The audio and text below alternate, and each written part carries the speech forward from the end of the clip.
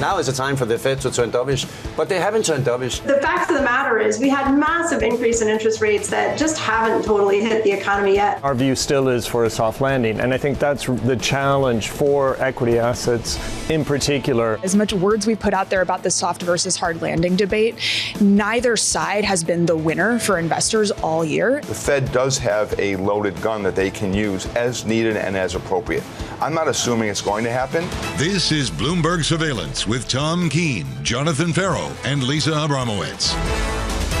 Live from New York City this morning. Good morning for our audience worldwide. This is Bloomberg Surveillance on TV and radio. Alongside Lisa Abramowicz, I'm Jonathan Ferro. Your equity market on the S&P 500 trying to bounce on the S&P positive. Equity futures up by 0.3%. We have had 2 days without gains on the S&P 500 for the first time since October. The bond market move continues. It's a break of 420 on a US 10-year. And we turn to the data, Bramo, ahead of payrolls on Friday. Especially because we were saying maybe JOLTS wouldn't matter, the job openings data, and then it came in with the lowest number of job openings reported by companies going back 2 years. And all of a sudden, it mattered. It mattered quite a bit, and it sort of fed into this soft landing nirvana that we've been talking about. But with an edge of nervousness, with an edge of, is this just the beginning of a grind that erodes the labor market strength? Can the growth inflation mix get any better than it is right now? We've just had Q3 north of 5% on GDP. Take the ISM, it's perfect. Soft landing crowd couldn't have made it up themselves any better.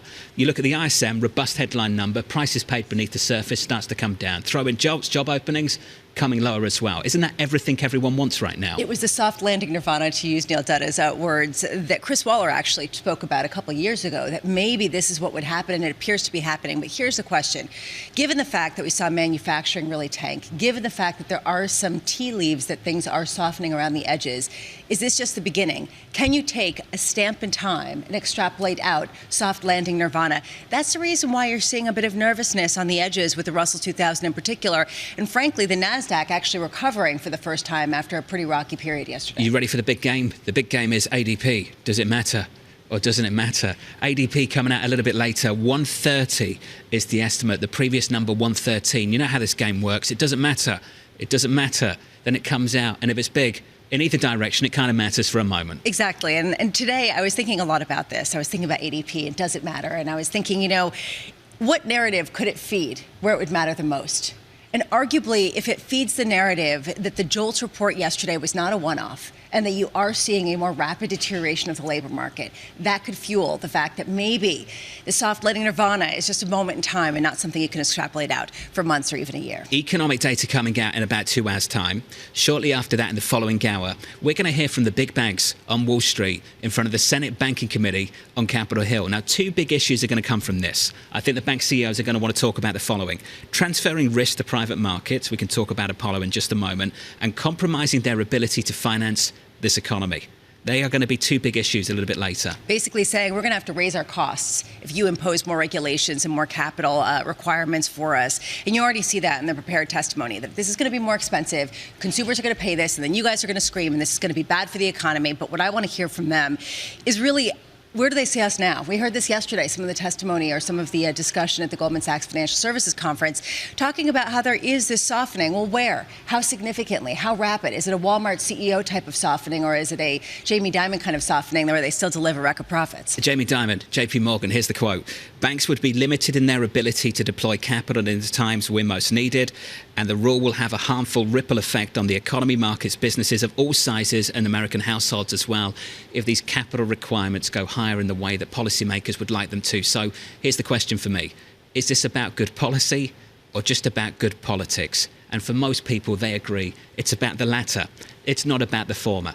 Cry me a river. Get out the smallest violin possible. Even if everything that Jamie Dimon and that crowd say today, even if it makes perfect sense, perfectly intuitive, we all sit here on Wall Street and we all understand what he's saying is right. That's correct. I don't think it matters, because this is about beating up the bankers going into the election next year.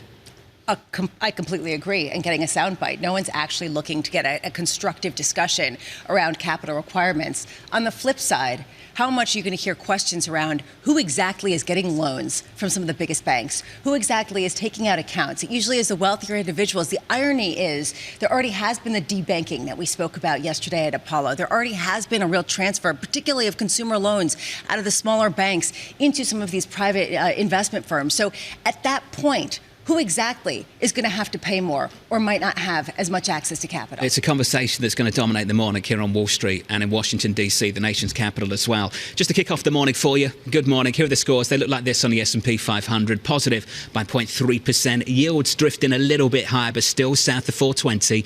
We're up 3. Lisa, your 10-year, 419.34. All right, ADP, we get that at 8:15 a.m. I am curious to see what the market reaction is more than even the numbers. We also get the Bank of Canada rate decision at 10 a.m.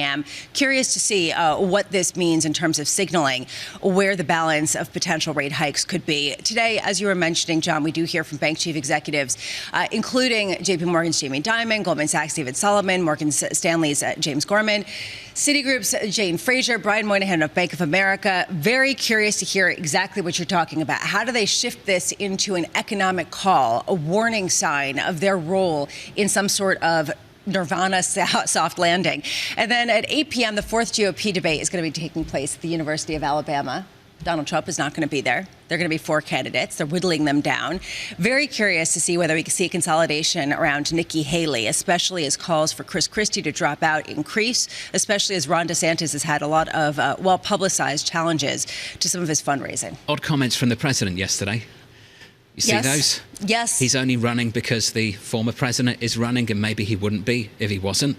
2 things. Does this basically open a window if Donald Trump is not the Republican nominee? Well, I think they tried to clean that up afterwards. They tried to. It was ineffective. And basically people are thinking, all right, on one hand, you can go back to the same kind of race. On the other hand, what if he isn't the presidential nominee? AMH in the next hour with some thoughts on this one. Anne-Marie in Washington, D.C. That just around the corner. Let's kick off the market conversation with George Goncalves, the head of US macro strategy at MUFG. George, we started the program talking about the growth inflation mix right now. Can it get any better than this? Never mind the soft landing, hard landing stuff in our future. What about right now?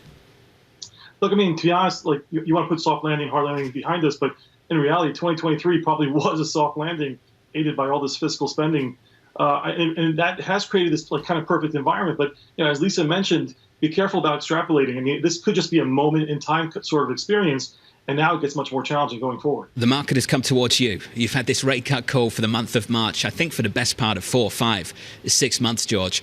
Why are things materializing in this way? What did you predict that you're starting to see? Look, I think it's a number of things. I mean, the bond market has been a skeptical bunch all throughout the year. And now it's kind of latching on to this idea that inflation's obviously heading lower, but the jobs market now is coming into question in terms of how resilient it really is. But it's really an insurance policy. I mean, the bond market is acting as if there's still downside risk. It's a more of a view on if something really were to break, both macro or markets, you have to be defensive in rates. Is this a Fed put, George, essentially, that the Fed can cut rates, or is this simply just trimming around the margins to make it a restrictive policy in line with growth? I'm not in that camp. I mean, this idea of the whole immaculate disinflation and this idea that the Fed's going to slowly kind of cut rates as inflation's heading lower. I mean, this is not what the bond market is pricing in for. They're pricing in for a slightly hard landing / something actually breaks in markets. So I think it's more about that than it is about lining up the Fed towards a kind of a soft landing. You say that markets are pricing in something that looks more like a hard landing or something breaking. Are you talking about equity markets? No, I think it's a combination of just financing availability, dollar liquidity, the banking system at large. I mean, bank lending has really stalled here at this point. It's a critical part of the economy, as you guys were referred to in the open. And I think that banks play a critical role. And if the banks are sidelined, I mean, I think it's going to starve the economy for credit, and it's going to expose the weaker hands over the course of the first 6 months of next year. George, let's talk about the data this morning. Never mind next year. 130 is the estimate on ADP. Previous number 113. The main event, that's the appetizer. The main event is on Friday. The big one, the payrolls report. The estimate at the moment can shift around, but at the moment, the median estimate in our survey, 187. Do you see downside risk going into these prints, George? And if so, why? Look, a lot of the job creation lately has come from the government sector. So I think the ADP it would have to be well beyond 130 to start to meet that number of 187. So I think ADP does play a critical role later at 8:15.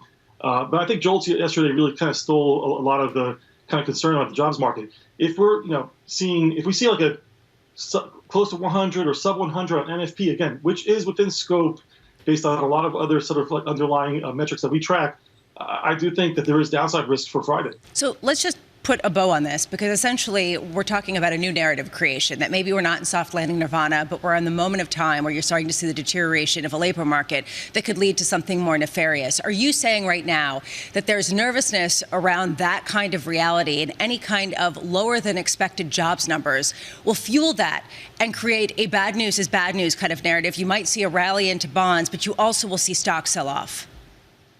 Exactly. I mean, up until this point, that 425, 475 move in 10-year rates was supported for risk assets. I mean, if we get, we're under 420, as you guys have been noting all throughout the morning. If we get a move towards 4%, I think that's when the alarm bells really go off. And I think that's when other asset classes realize that rates are rallying because of concerns about growth and the jobs market. Do you think that that's enough, that basically that's the narrative that's going to stick? Do you think that that's valid, or do you think that at a certain point rate cuts will help support this feeling that we won't go too far down, which is basically the whole argument of Apollo, that the Fed has a loaded gun? They've raised rates enough that they can drop them sufficiently to support whatever economic downturn we end up getting.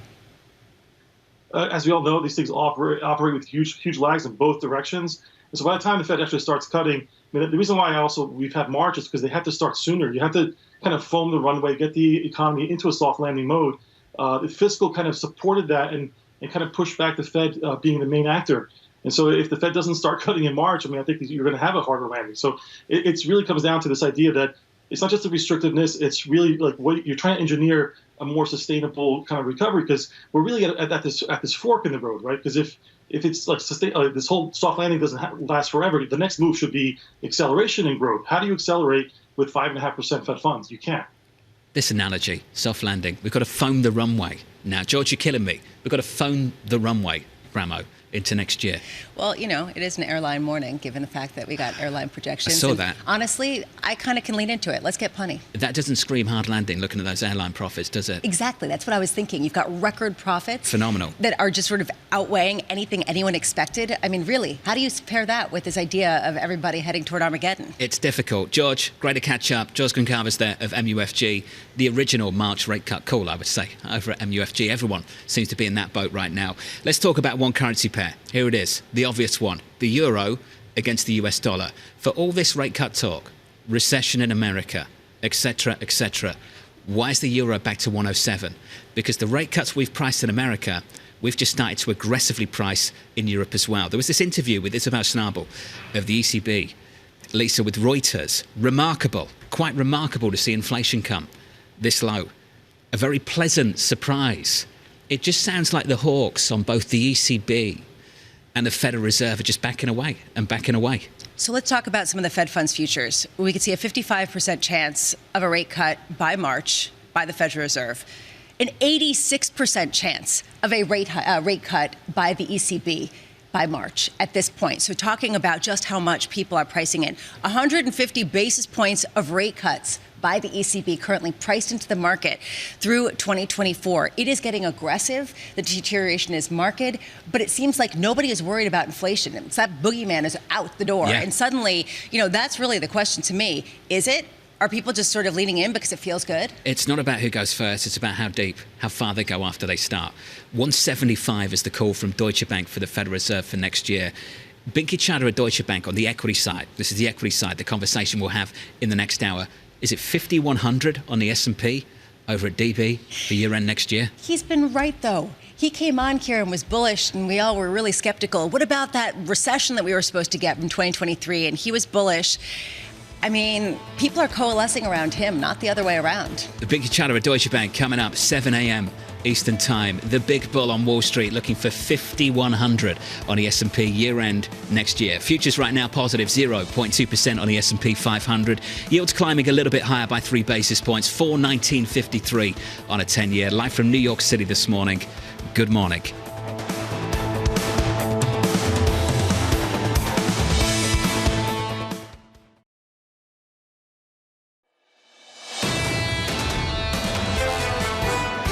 I expect all civilized leaders, governments, nations to speak up against this atrocity. Stand with us, stand with Israel, stand with civilization. Benjamin Netanyahu there, the Israel Prime Minister, speaking yesterday as the war approaches the 2-month mark. I'm pleased to say that joining us now is Elliot Ackerman, the US Marine Corps veteran and former White House fellow. Elliot, wonderful to hear from you, sir. Always appreciate your perspective and your deep experience. Let's start with that experience. Can you describe for our audience the type of urban combat taking place right now? The urban combat that we're seeing in Gaza, it's something that happens really at very close quarters, street by street, house by house, room to room. As I think I've said on this show, being in an urban fight is it's like being in a knife fight in a phone booth. So it also takes away the advantage that high-tech militaries have. And I think we're seeing that play out. And it's also oftentimes it's very, very messy.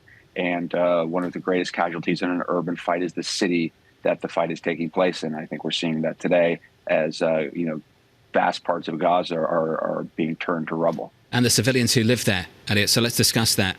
Given the type of combat that we're seeing at the moment, how on earth do you prevent the tragic loss of civilian life we've seen? It's extremely difficult, and that factors into the calculus on both sides. Fundamental to Hamas's attack on October 7th was they knew that they were going to force the Israelis' hands to fight them inside Gaza, which would lead to civilian casualties, which would lead to much more attention being placed on the Palestinian cause in the world, and also a significant international outcry to end the fighting. And so, I think the one thing that we can see when we're looking at what is going on in Gaza is that at least thus far, it would seem that it has proceeded exactly according to Hamas's plan. Given that, Elliot, how much longer do you think that Israel has from a political perception standpoint, as well as just their own aims, before they're going to stop? The aims of the Israeli government, as they've articulated, is the complete annihilation of Hamas. I think one of the things that's difficult is it's an extremely high bar to completely destroy a terrorist organization, as opposed to degrade its capabilities or make it so it's no longer a threat. So if that is their stated objective, I think they're in some ways probably setting themselves up for failure, because it's difficult to see how they're going to completely destroy every single member of Hamas from the face of the earth, particularly as many of them are not in Gaza. And the other issue that complicates factors that we can't forget about is there's a significant number of hostages still inside Gaza. So the Israelis can't finish this operation until those hostages have been freed. So unfortunately, I think this is going to go on quite a bit longer, but every day that it extends, it becomes politically much more costly for the Israelis. Do you agree with Secretary of Defense Lloyd Austin when he basically said that the fear here is that Israel is setting itself up for a strategic defeat? I think that is certainly, I don't know that they are going to end up in a strategic defeat, but I think if the Israelis lose sight of the fact that war is always fought on two planes, both the tactical, the operational, what's happening on the ground, how much of Gaza is being taken or retaken, but also the political, how those actions are perceived. And so, history is littered with cases of nations and armies that won the battle but lost the war. And I think the Israelis need to be very mindful that they don't place themselves in that situation. Elliot, we've been through a period of really intense diplomacy. We've seen that over the last 2 months. How elevated still do you think the odds are of a broader conflict in the region?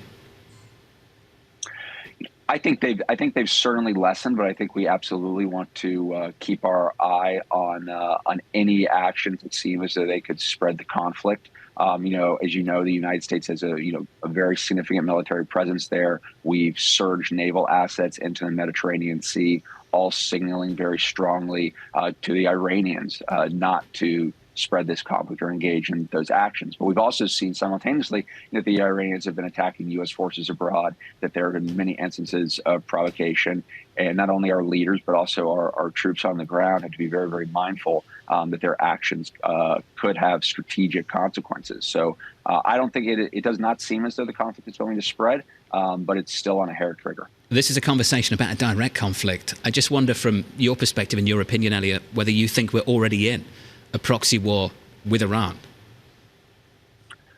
I think we certainly are, but we've been in a proxy war with Iran for decades now. and it has just waxed and waned. I'm a veteran of the wars in Iraq and Afghanistan, and both those conflicts, we were fighting a proxy war with Iran, and in both those conflicts, as an American service member, I was, having to dodge IEDs built by Iran and having to deal with Quds Force paramilitaries who were Iranian in those theaters. So we've been fighting that war for a long, long time, but it's very important that, as you noted, it doesn't escalate into an all-out conflagration across the Middle East, particularly as we have another war going on in Ukraine. So these are dangerous times we're living in. I'm glad you brought that up. As a former American service member, as someone who's actually served and seen the threat, what is your sense of this increasing isolationism or the increasing fight over funding for some of these conflicts? Do you think that it's a valid one, or do you think that that's really a retracement from the role that you served for? I think that there should always be robust debate in this country about issues of war and peace, and I think that is very, very healthy. However, I also think that those debates should occur in a functional as opposed to a dysfunctional way. They should occur in a way that has very clear-eyed or takes a very clear-eyed view of the world beyond our shores and isn't naive of the place of America in the world. So, I don't think it's inappropriate for members of Congress to be debating how long and how much the United States is going to spend on these wars. But I also think if there's some type of idea that the U.S. can just retreat within its borders, and that's going to be in the best interest of this country. I mean, we've seen that play out before, and it doesn't play out to the best interest of the United States. You're implying, Elliot, that the debate right now is not healthy. What would a healthy debate look like, and why is what we're seeing right now not healthy?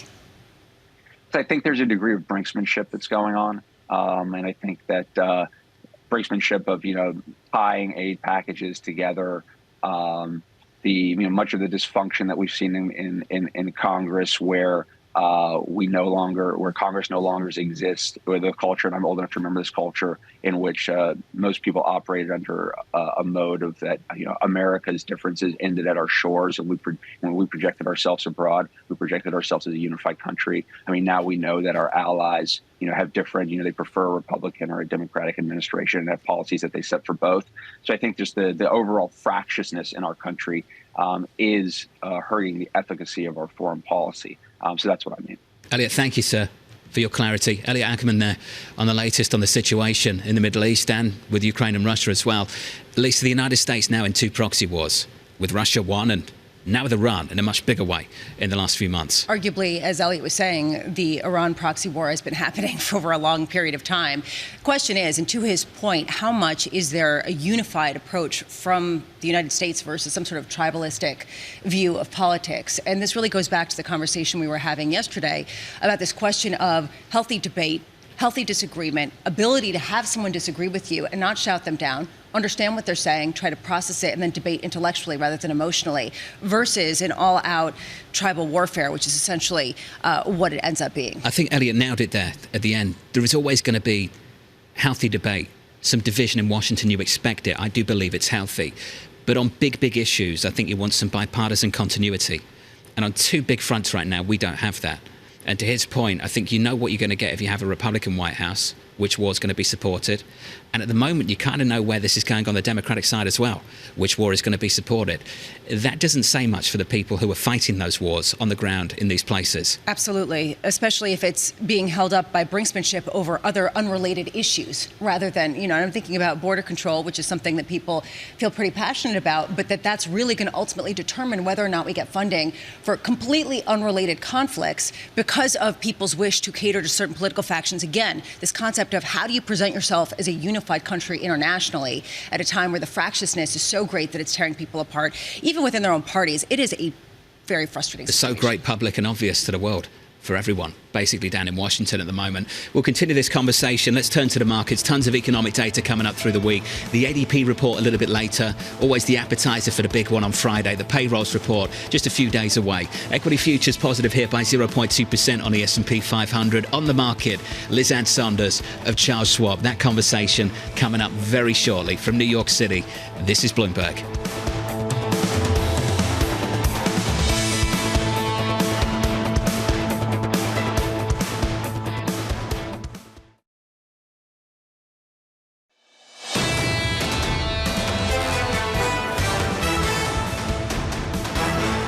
It's the price action this morning. The scores look like this on the S&P 500. We are just about positive, up by 0.2%. On the Nasdaq, up by 0.2 as well. Despite the fact we had a down day yesterday, to Lisa's point a little bit earlier, at least tech did okay.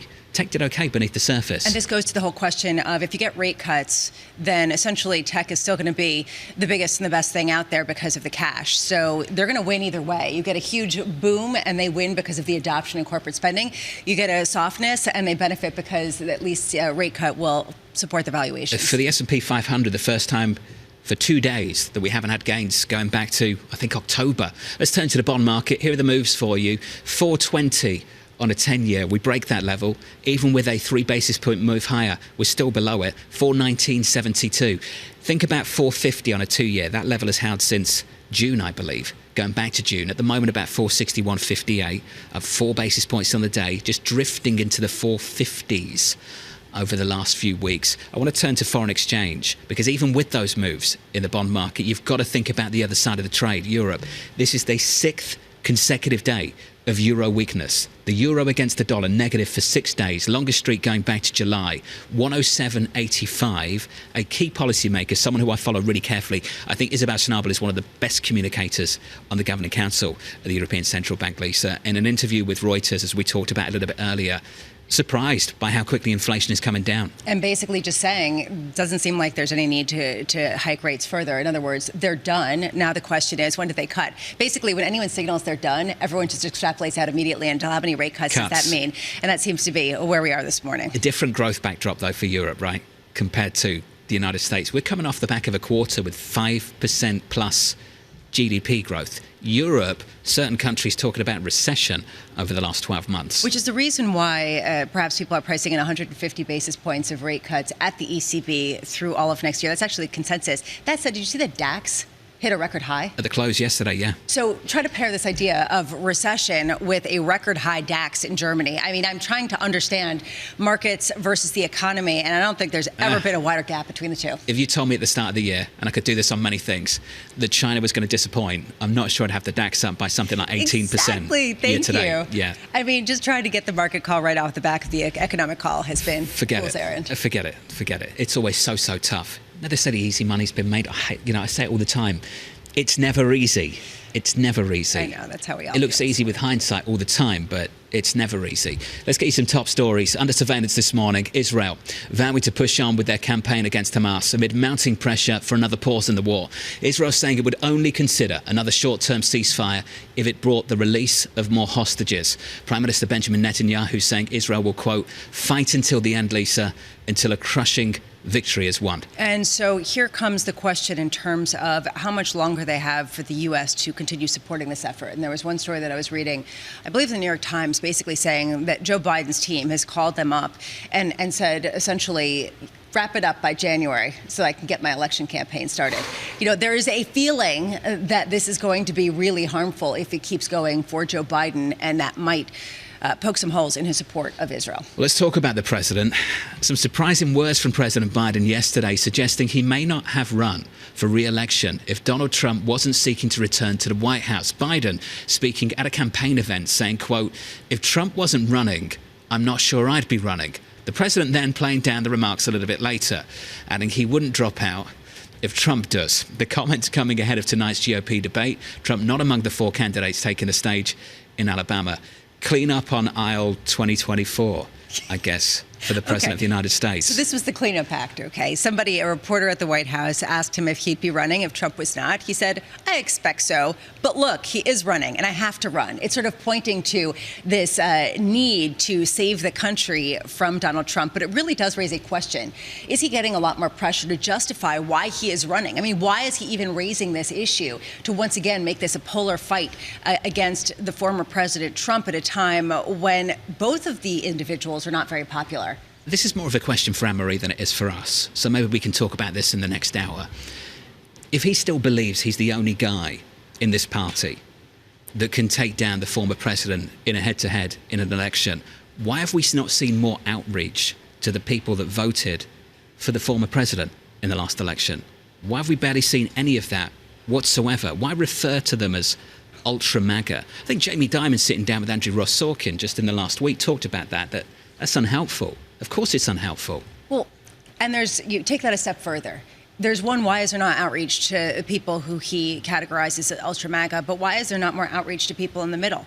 Why is there increasing catering to different fringe parties in his rhetoric and also in policies? I mean, think about what they're dealing with right now with border control and some of his hesitation to back certain measures because of concerns about angering certain constituents. Again, there isn't the same kind of sense of what is his ideological driver apart from where the wind is blowing at different corners. Wanted to unite the country and then use completely different rhetoric once you got into the seat.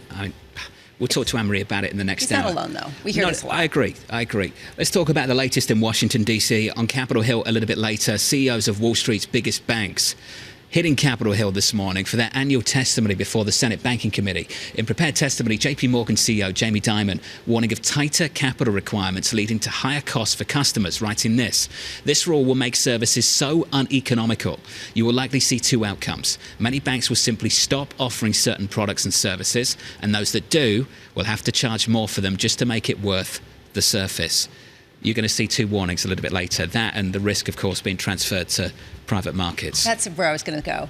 Notice the change in rhetoric. It's not debanking, it's kumbaya, we're all in agreement. This is from private investment firms. And then you hear the heads of banks saying, they're eating our lunch. They're like, no, that's what it is. Yeah, exactly, 100%. And you're enabling this, and we're going to go out of business, and we're a primary function.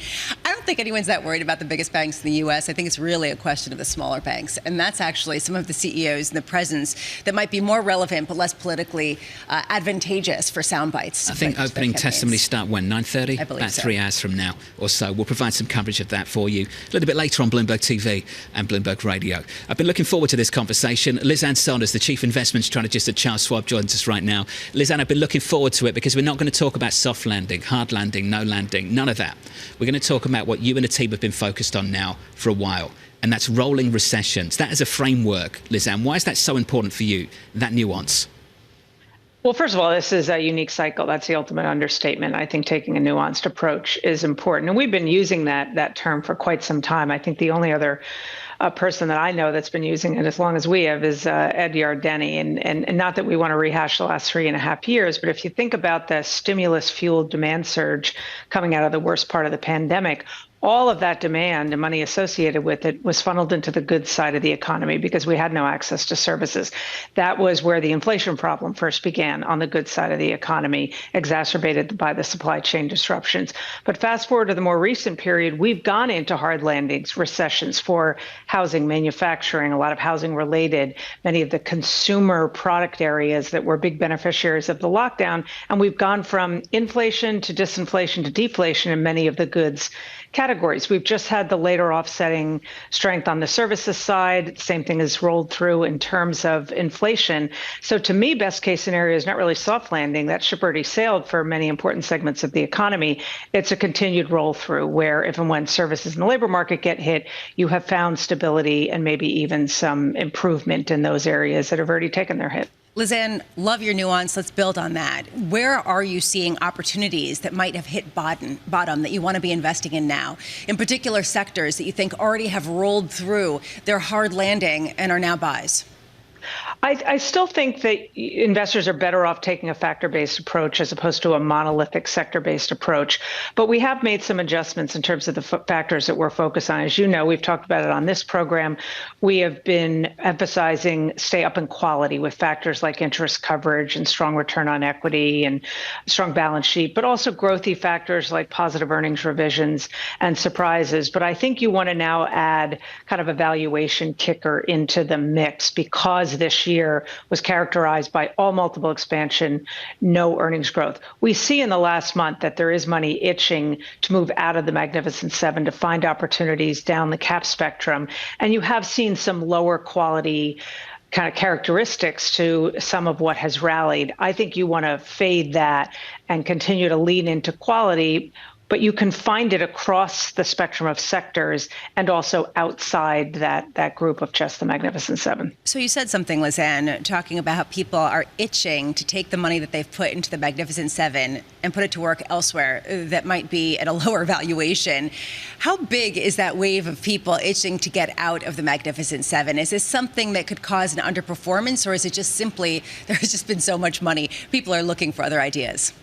Well, so far, so good in terms of the rotational nature of this easing of some of the excesses. You've seen some pullback in the Magnificent Seven, the Russell 2000, S&P equal weight is outperforming the S&P over the past month or so. It's happened in kind of a stealth way. That's obviously the best way to go through a corrective phase of excesses versus the bottom falling out all at once. What concerns me, particularly once we get past the year-end seasonality, is that there is an incredible amount of overlap, especially in the large institutional world and the hedge fund world, in terms of ownership of not just the Magnificent Seven, but up the cap spectrum.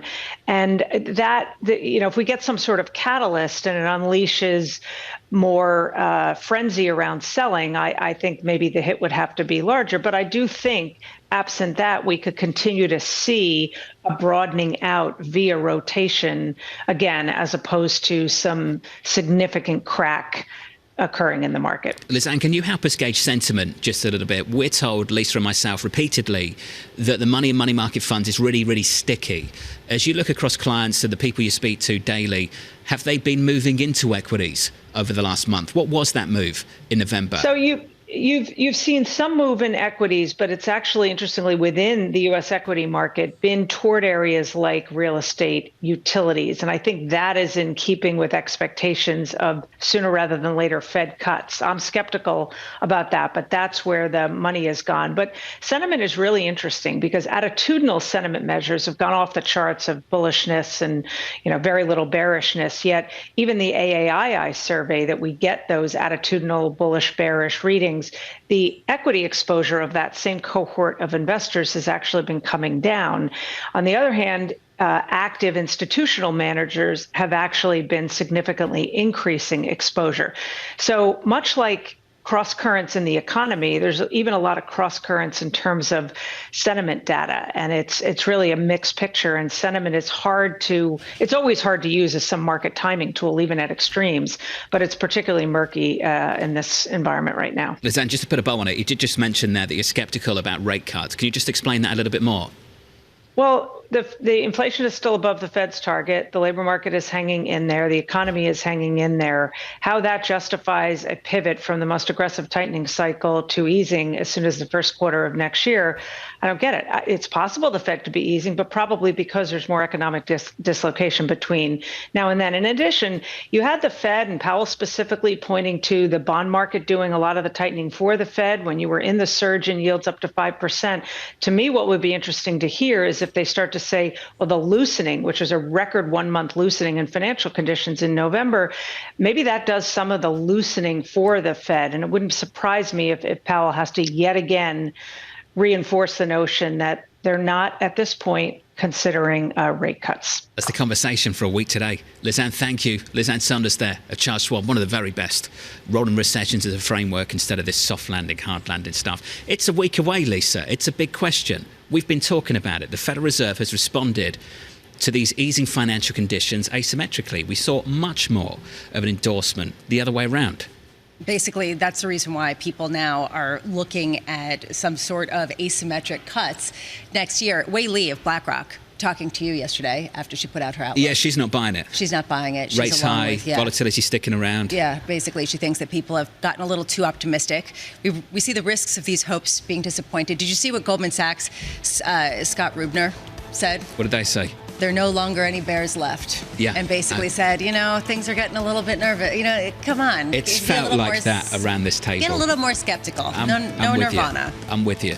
Coming up shortly, Ian Shepperton of Pantheon Macroeconomics looking ahead to payrolls Friday. Futures positive on the S&P, up by 0.2% from New York.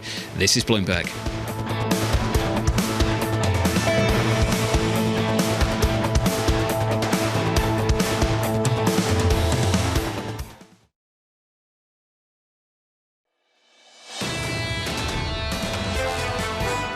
The number of job openings has been coming down. The work week has been coming down. Wages for job switchers relative to job stayers has been converging. In other words, you no longer have as much bargaining power if you change jobs. Combined with the number of people who are changing jobs for permanent reasons has also been changing. So the conclusion is we still have more and more evidence pointing in the direction of the labor market softening. Actual conversation that took place in the last 60 seconds or so. Ian Shepperton sits around a table here in New York. Lisa, where are you based? Ian, sunny Newcastle. Bramo, quote, are they the team with referee uniforms? Well, it's true. They all look like refs running around the field. Well, they might look like basketball refs, but soccer refs don't wear stripes. Ian, sorry. I don't know where to begin. I've spent years training TK. I don't know what's just happened. All right, let's move on then. What has just happened? That was Torsten Slot, by the way, of Apollo. Let's tee up payrolls. Counting you down to Friday.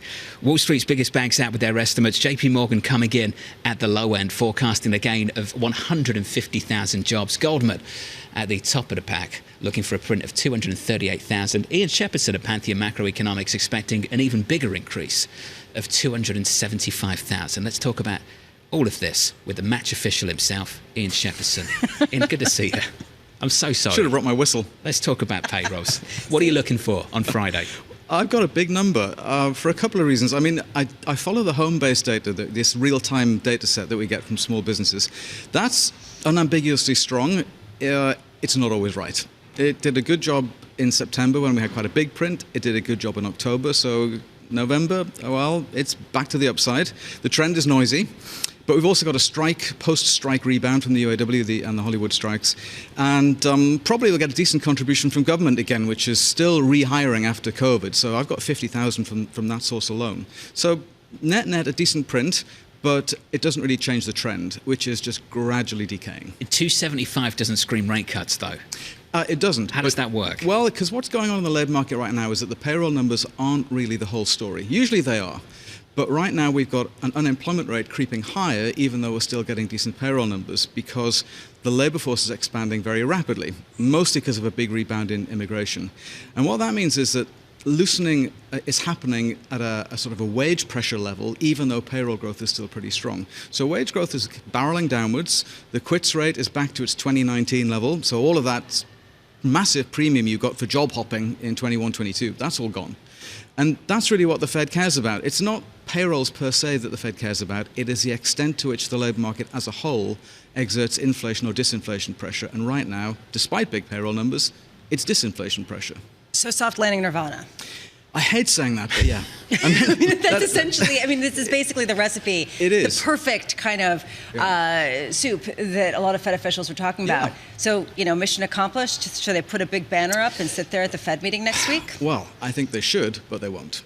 I think they're going to hang on, gripping with their fingertips until they can't hold on any longer to the idea that, we still have optionality to raise rates, because let's face it, the whole transitory thing was a disaster for them, and they've really engaged in this sort of reputation rebuilding exercise to prove to markets that they can get it right this time. So they're going to hold on to that optionality just in case. I mean, what if payroll is 325 Friday and then it's 325 again for December? Then suddenly all this talk about massive rate cuts will evaporate, and they want to be able to say, see, we told you. I want to get into the actual data, but when you say reputational risk, that does bring up something quite significant, which is they're saying we have the option to raise rates. Everyone's saying, no, you don't. Give me a break. No one believes them. Haven't they already lost that reputational oomph to really jawbone the market? Yeah, they have, but this is a story about rebuilding their reputation from what went wrong in 21-22. And I think at this point in the cycle, they don't much care if markets don't really believe them anymore. They just want to retain that optionality just in case. I'm pretty sure that Powell himself doesn't expect to be raising rates again. Maybe one or two of his colleagues do, but I'm pretty sure he doesn't. I think most of the governors are of the same mind. But it's a question of, just in case, because the last thing they want to do is have to come back in January or March and say, look, everything's gone wrong again, and we had just declared victory. So hold on, even though markets aren't listening anymore, and I think markets are right, but this is a whole consequence of the disaster of transitory. Just in, Deutsche Bank, here's the call. Earlier, faster, further, bolder. This is the call on the ECB. I'll start with what they called for only the other week. Just last week, they downgraded Eurozone growth and raised the volume of ECB cuts in 2024 to 100 basis points from 75 basis points previously. Here's the call now. We are bringing the first cut to April, see a significant risk of a cut in March, and now expect the ECB to cut 150 basis points in 2024 versus the 100 basis points previously, with 50 basis point cuts back-to-back in April and June. Now, Ian, Isn't that basically what's priced at the moment for the ECB next year? It is, but it still looks pretty aggressive to me. I mean, I have no problem with the idea that European growth is weak. You know, the retail picture is horrendous, and we've got modest declines in GDP for a couple of quarters. But that is quite aggressive. This is an institution which historically tends to move more slowly than the Fed, later and slower. But we're in a new world. We're in a world where disinflation pressure, I think, is rebuilding rapidly pretty much everywhere. And it's reasonable to expect inflation to come in way below the ECB's forecast, as it has done recently anyway.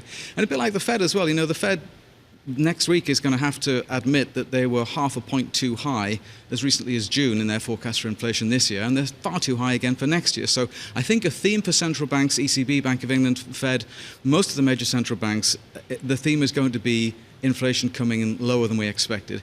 Partly because I think, although labour markets have loosened, all the other stuff has been important as well. The improvement in supply chains, the slowdown in margin increases, the normalisation in housing inflation, all of these things are adding disinflation pressure that central banks maybe thought could happen but were reluctant to make their base case. Language matters. When they cut, are they easing or going back to what they think neutral is? There's going to be a lot of talk about how they're responding to the disinflation pressure and maintaining still a restrictive stance in the US anyway, and that, as Waller said last week or before, coming down, bringing rates down because inflation has come down in order to maintain a reasonable real rate. They've explicitly recognized that as inflation drops, real rates go higher, and this is an economy that doesn't need to see a further squeeze from real rates. Why do you think inflation is coming down so much? There's been a lot of disagreement that it can continue, that it is linear, particularly from Citigroup, where they're saying there are certain things year over year that could accelerate once more at the beginning of next year. Why do you push back so much against that? There's always things that could go wrong. I could point to a couple of components of the PC, like healthcare, that I'm nervous about to the upside. But fundamentally, what we've got is slowing wage growth, slowing rent growth, flat margins after rising 20% during the pandemic, complete repair of supply chains. We've got a labour market that looks much more recognisably normal now, and we've got oil at $73, $74 a barrel, which a lot of people didn't expect a few months ago. We've got falling global food prices year over year. So it's broad spectrum. Usually the labour market tells you everything, but this time around that's not capturing the whole story. There's so many other things which went so badly wrong in 21-22, which have either fully reversed or are well on the way to fully reversing, and that's giving us this kind of broad array of disinflation pressure pretty much everywhere. You said it, and I'm on board with you. The big change in the last couple of months has been what hasn't happened off the back of really robust growth. The fact that we had a third quarter of 5% plus GDP growth and didn't have an acceleration in inflation. In fact, we had the opposite. And Neil Dutta sat in your chair more recently and just said repeatedly, this labour market is no longer a reason for this Fed to be hawkish. That's a massive change, Ian, in the last enormous. 12 months. Yeah, enormous. I mean, you go back a year or so, we had an outsized burst of wage inflation. It got to 6% in late 21, early 22.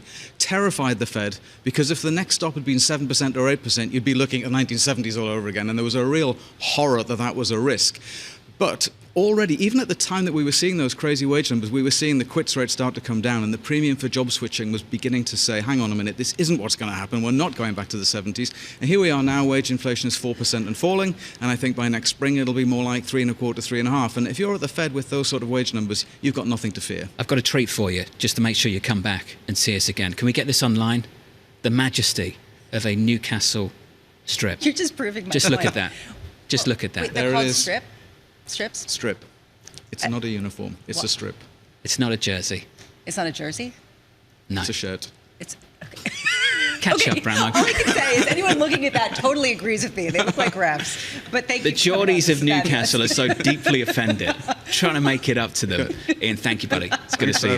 Ian Shepperson of Pantheon Macroeconomics. I'm going to kind of get what you're talking about. I understand. Thank you. I appreciate that. Okay, they look like they work at Foot Locker. Is that what you're trying to say? Exactly. Okay. They are exactly. Can you imagine what Alan Shearer would be saying about this if he was tuning in this morning? I daren't begin to imagine. Deeply offended. Deeply offended. Ian, thank you. Stocks right now positive 0.2% on the S&P 500. Coming up very shortly, Binky Chadha of Deutsche Bank on his bullish 2024 S&P 500 target. One of the biggest bulls on the street joining this program up next. From New York, stocks just about positive. In the bond market, yields a little bit higher. No drama this morning. Good morning to you all.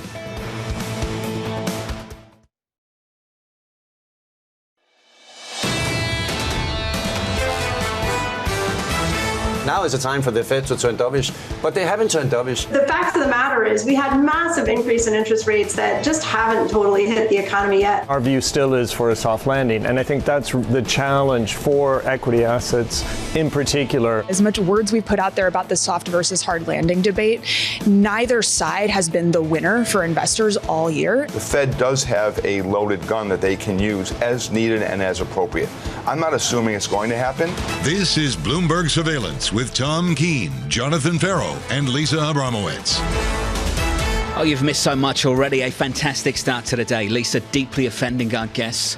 They may not come back. More of that still to come. Fabulous. From New York City this morning. Good morning for our audience worldwide. This is Bloomberg Surveillance on TV and radio. Alongside Lisa Abramowicz, I'm Jonathan Ferro. Your equity market on the S&P just about positive by 0.2%. The march to payrolls Friday continues. Lisa, the ADP report, about an hour away. If it confirms the weakness that we saw yesterday in the JOLTS report, does that start to accelerate some of the rally in the bond market? And maybe even more interestingly, does it accelerate some of the softness that we saw in the S&P yesterday? In other words, are rate cuts no longer unequivocally good news for risk assets? Got to get to these rate cut calls. More than 100 basis points price for next year for the Federal Reserve. The ECB something like 150. Deutsche Bank coming out and endorsing that view.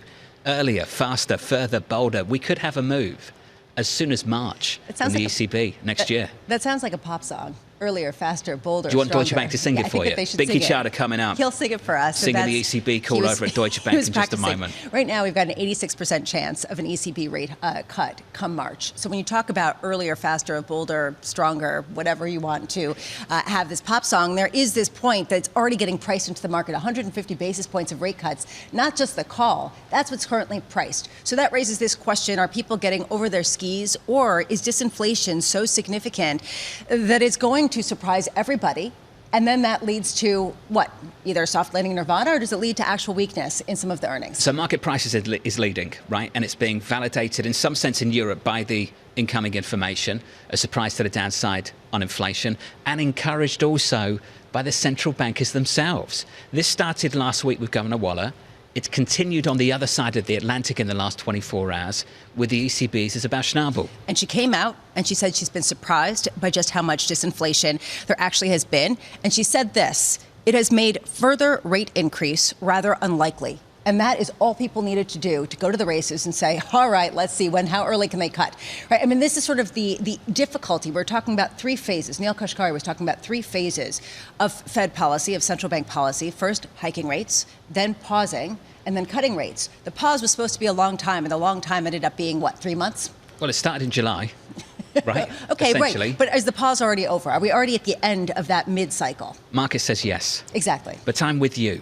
I think you need to see some deterioration in the economic data. And we haven't seen that in the labour market. Now, this is where things start to get interesting, because you can draw the conclusion that what you've seen so far over the last few months is basically the labour market's still okay, but disinflationary trends have continued. So maybe the labour market isn't what it used to be 12 months ago, where you'd see a print of 250,000, get scared about inflation running away from you, and you'd lean into a more hawkish rhetoric. I think they're more comfortable with these prints from the labour market now. So I might have scared Ian Shepherdson away, and he may never come back, but he said something really important, so I do hope he does come back, which is that there's been an increase in immigration. There have been more people going into the workforce. This is exactly what some Fed officials were hoping for, to lead to lower wage growth, but not necessarily lower hiring, right? That you're still getting an ability to get a job, but you're not going to get the same kind of raise. It's not an extraordinary environment. People can quit any job that they can get and get another one. And that's exactly the kind of normalization that this Fed was hoping for. And Mike McKee a week today is going to be grilling Chairman Powell. A little bit later this morning, the big bankers on Wall Street faced a grilling of their own from the Senate Banking Committee in Washington, D.C., so look out for that a little bit later. We'll pay some attention to that. I think it's worthy of attention at about 9:30 Eastern Time. Let's turn to the price action. The scores look like this on the S&P 500, positive by about 0.2% higher on the S&P. Yields drifting a little bit higher by 3 basis points on a 10-year Lisa, 419.34. Does the ADP report matter? No, and then it does. Exactly. And that seems to be how things work on ADP day. So 8:15 a.m., it is ADP day. ADP employment report. We'll talk about whether it matters, and we'll find out. Bank of Canada rate decision at 10 a.m. Curious to see whether the unemployment rate does tick up as we get the employment report on Friday. Today, as John was mentioning, bank CEOs head to Washington, D.C. to fuel all sorts of campaign advertisements that will be rolled out subsequently. Those that we're going to be hearing from: J.P. Morgan's Jamie Dimon, Goldman Sachs' David Solomon, James Gorman of Morgan Stanley, Citigroup's Jane Fraser, Brian Moynihan of Bank of America. They are going to say that we are going to have to charge our customers more. You are hurting our function as a bank. And then you're going to have all these people saying, Wall Street versus Main Street, why have you gotten record profits? And then it'll all get packaged together into sound bites that we will get to listen to for a very long time after that. Yeah, it's frustrating, isn't it? Well, it's not about a proper hearing about policy. It's about politics. And to your point, clipping little videos to send out to your constituents. Did you see what I did today? I beat up the bankers ahead of the election next year. My problem is there's some very real debates about some of the transition of certain lending functionality to different places around smaller banks and some of the questions about their viability. And then there's a question of the increasing selectiveness of some of the bigger banks and what that does. We can get into all of that, but point is, none of that's actually going to be discussed. 8 p.m., fourth GOP debate is taking place at the University of Alabama. Key question, are we going to get any candidate in the Republican Party who can challenge the former Donald Trump? That will be the entire subject, essentially, the subtext of tonight's debate. AMH, 10 minutes away on that debate. Looking forward to that conversation. With us now, one of the biggest bulls on Wall Street, Binky Chadha, Chief Global Strategist and Head of Asset Allocation at Deutsche Bank. Binky, good morning. Good morning. 5,100 on the S&P.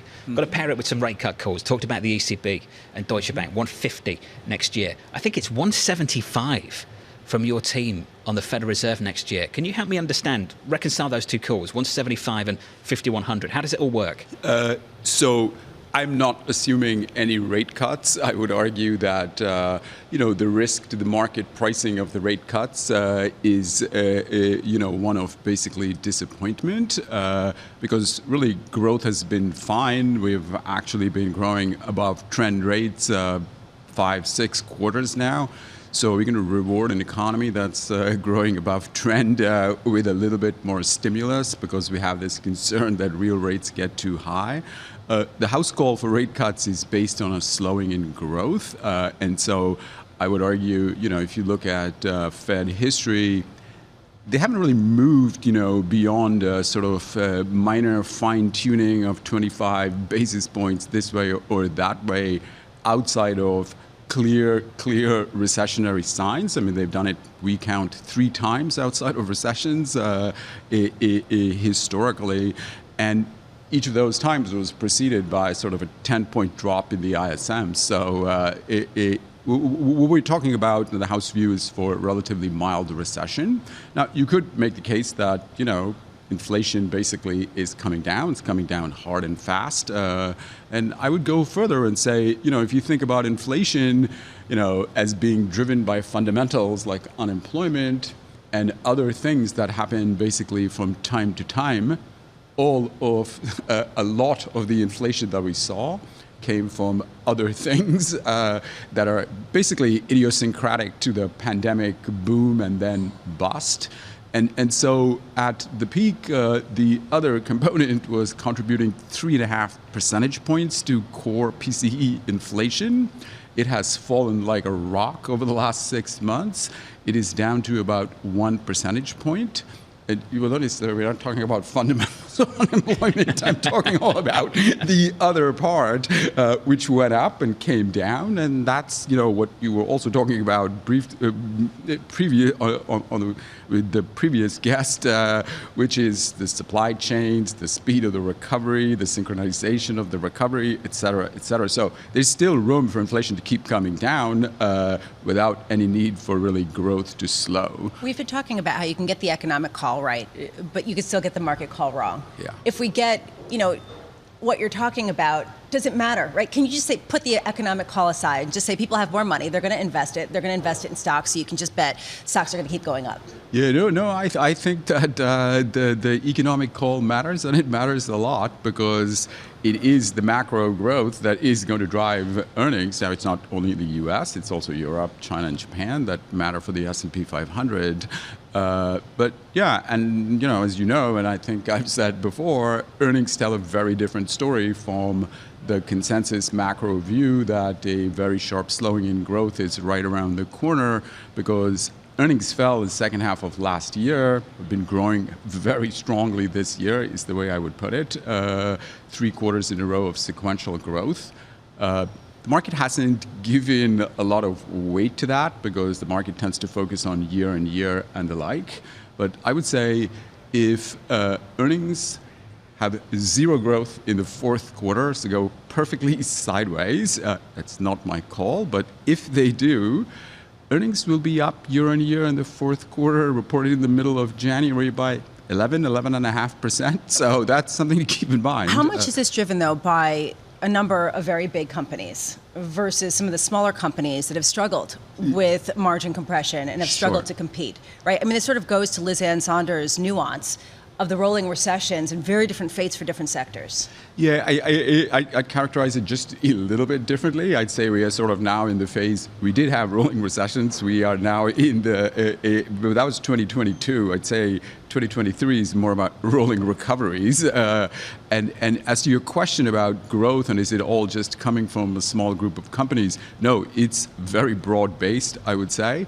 Outside of energy, materials, and healthcare, year-on-year growth's going to be positive and strong by the fourth quarter is what the numbers say. Now, a lot of that's coming from the base effect. We tend to emphasize sequential growth quarter-over-quarter. So and that's the way that we look at all macro data. So that's comparable. But if you do one year-on-year and the other quarter-on-quarter, you're sort of not really comparing exactly the same thing, is the way I would say it. I'm sure, Lisa, if Liz Ann was still with us, she'd be bringing up the service sector as the shoe that hasn't dropped. The labour market that hasn't weakened materially just yet. We've seen a rebalancing, but it's that weakness in our future. Especially because if you take a look at just restaurant traffic, it has come in quite significantly. And if anyone's gone to a restaurant and paid, $80 for 2 eggs, you can Here understand. we go. Love this. Keep going. It's Bramo story time. It's always personal, Binky. Lisa, continue. Come on. All right. But, there has been a drop-off in traffic for restaurants. And so, does that feed into the service sector? I'm not going to keep going. I just said you spent $80 on 2 eggs. No, but I was thinking of your breakfast experience. You've been going to TK's restaurants. No, absolutely not. No, but to feed a family with children, especially teen boys, it becomes, $200 evening out for just a basic meal. It's expensive, I'm with you. In New York. But this I'd like to hear more about this $200 basic meal, though. No, but if you are just joining us, welcome on the S&P 500 positive by 0.1%. The conversation with Lisa on these $200 basic meals will continue. Can I get to Binky? I'd like a sector call. Is that okay? Please. Thank you. Binky, let's talk about banks just briefly. Sure. They're going to get a grilling on Capitol Hill a little bit later. Can you give me your call on that sector and whether it needs higher yields or lower yields or whether that's relevant at all? So, the 2 parts of the S&P 500 that we are long, basically, and have been for a little while, is really the banks and the cyclical parts of the consumer. Logic simply being that if you sort of take a look at all the industries in the S&P 500, how much do they typically fall in a recession? Where are they today relative to their prior peaks in this cycle? And you will see that basically at the bottom where there is most priced in really for a recession is the cyclical parts of the consumer and the banks. And it's also telling you how the market has positioned itself. Those are the favorite underweights. Those are the shorts. And I would argue, we've had positive growth surprises for a year. I would argue that, the bar for growth to surprise remains very, very low, simply because the consensus continues to look for a very sharp slowing. As long as that doesn't happen, and especially if we don't go into a recession, that's the parts of the markets from a fundamental point of view that have already got a lot priced in. And of course, if a recession happens, they've already got a lot priced in. So I would argue that's where you want to be long. A lot of people have obvious difficulties with that view and that read. But if you do the same exercise, then ask yourself, last December, 1 year ago, what was sitting at the bottom? There's mega cap growth in tech. And where is it sitting now? So, and it seemed just as unpalatable. Binky Chadha, thank you. Binky Chadha at Deutsche Bank. This is Bloomberg.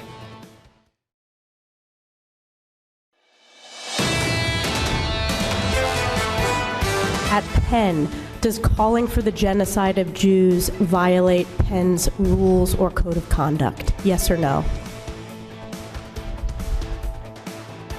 If the speech turns into conduct, it can be harassment, yes. So the answer is yes. It is a context-dependent decision, Congresswoman. It's a context-dependent decision. That's your testimony today. Calling for the genocide of Jews is depending upon the context. That is not bullying or harassment. This is the easiest question to answer yes, Ms. McGill. Just absolutely stunning. The exchange between Congresswoman Elise Stefanik and the University of Pennsylvania President Liz McGill during a hearing on anti-Semitism on college campuses. The Apollo CEO, Mark Rowan, has called for McGill's resignation, saying the issue goes beyond just anti-Semitism. Say what you will, say what you want, allow the other side to speak. That is a culture of free speech. A culture where you shout people down, where you have 95% of the professor or academia speaking in one way, where you permit violent protests, where students aren't able to go to class because there's boycotts or there's pressure or other things, is not a culture of free speech. Mark Rowan of Apollo joining us now. Bloomberg's Anne-Marie, AMH down in Washington, D.C. Anne-Marie, I have to say, for me, for many people watching that play out yesterday, it wasn't just stunning, it was shocking. Why are they unable to answer such simple, basic questions?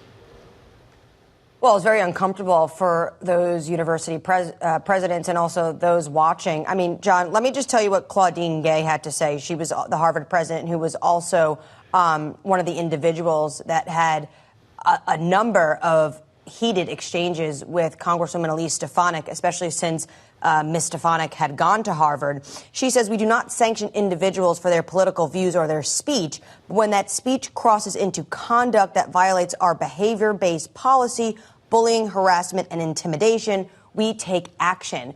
So you see these university presidents really trying to walk a line of making sure that they remain places of free speech, but obviously they don't want to see bullying and harassment. Now, Jonathan, you and I both know they have gotten such fierce criticism from donors that are saying that they have not come out aggressive enough ahead of all of this to make sure that it could be a safe space for all students and also at the same time be able to make sure they are upholding free speech. And Maria, I got to say, Mark Rowan yesterday was pretty brilliant on this point, and whether you agree or disagree, the point that there is something deeper that's been going on for a longer period of time where dissent has been drowned out. And most people in certain universities do tend to agree, and that a lot of these universities do take a stand on certain moral issues and get everybody in line as sort of one voice rather than letting each person have a different view. How much is that a focus in Washington, D.C.? Is part of why there has been such divisiveness,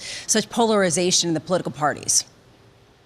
Well, it was a huge focus yesterday for Republican congressmen and women because they actually also wanted these university professors to talk about more conservative professors. And could they name some or have data and statistics about conservative professors within their college faculty? And these university professors couldn't. So to Mark Rowan's point, I think what he was talking about is the fact that potentially they have become too liberal and that they've become universities that are just allowed or preferred speech, not free speech. That is something we've heard him say to you guys yesterday, and we've heard him say time and time again, which is why you're seeing some of this uproar. Yesterday, we also spoke to a former university president of California. And what he was talking about is underlying culture and how some universities are getting it right when it comes to education, about anti-Semitism, about Islamophobia, and others just aren't getting it right. And I have to say, within Washington, D.C., besides this hearing, the Biden administration, the president, he's put out statements about this. Shortly after, we've seen a lot of these incidents take place on university campuses, but also the Department of Education is actually having an investigation, a probe into Harvard and other universities about these incidents. AMH, talk to me about how this might play out on the debate stage a little bit later.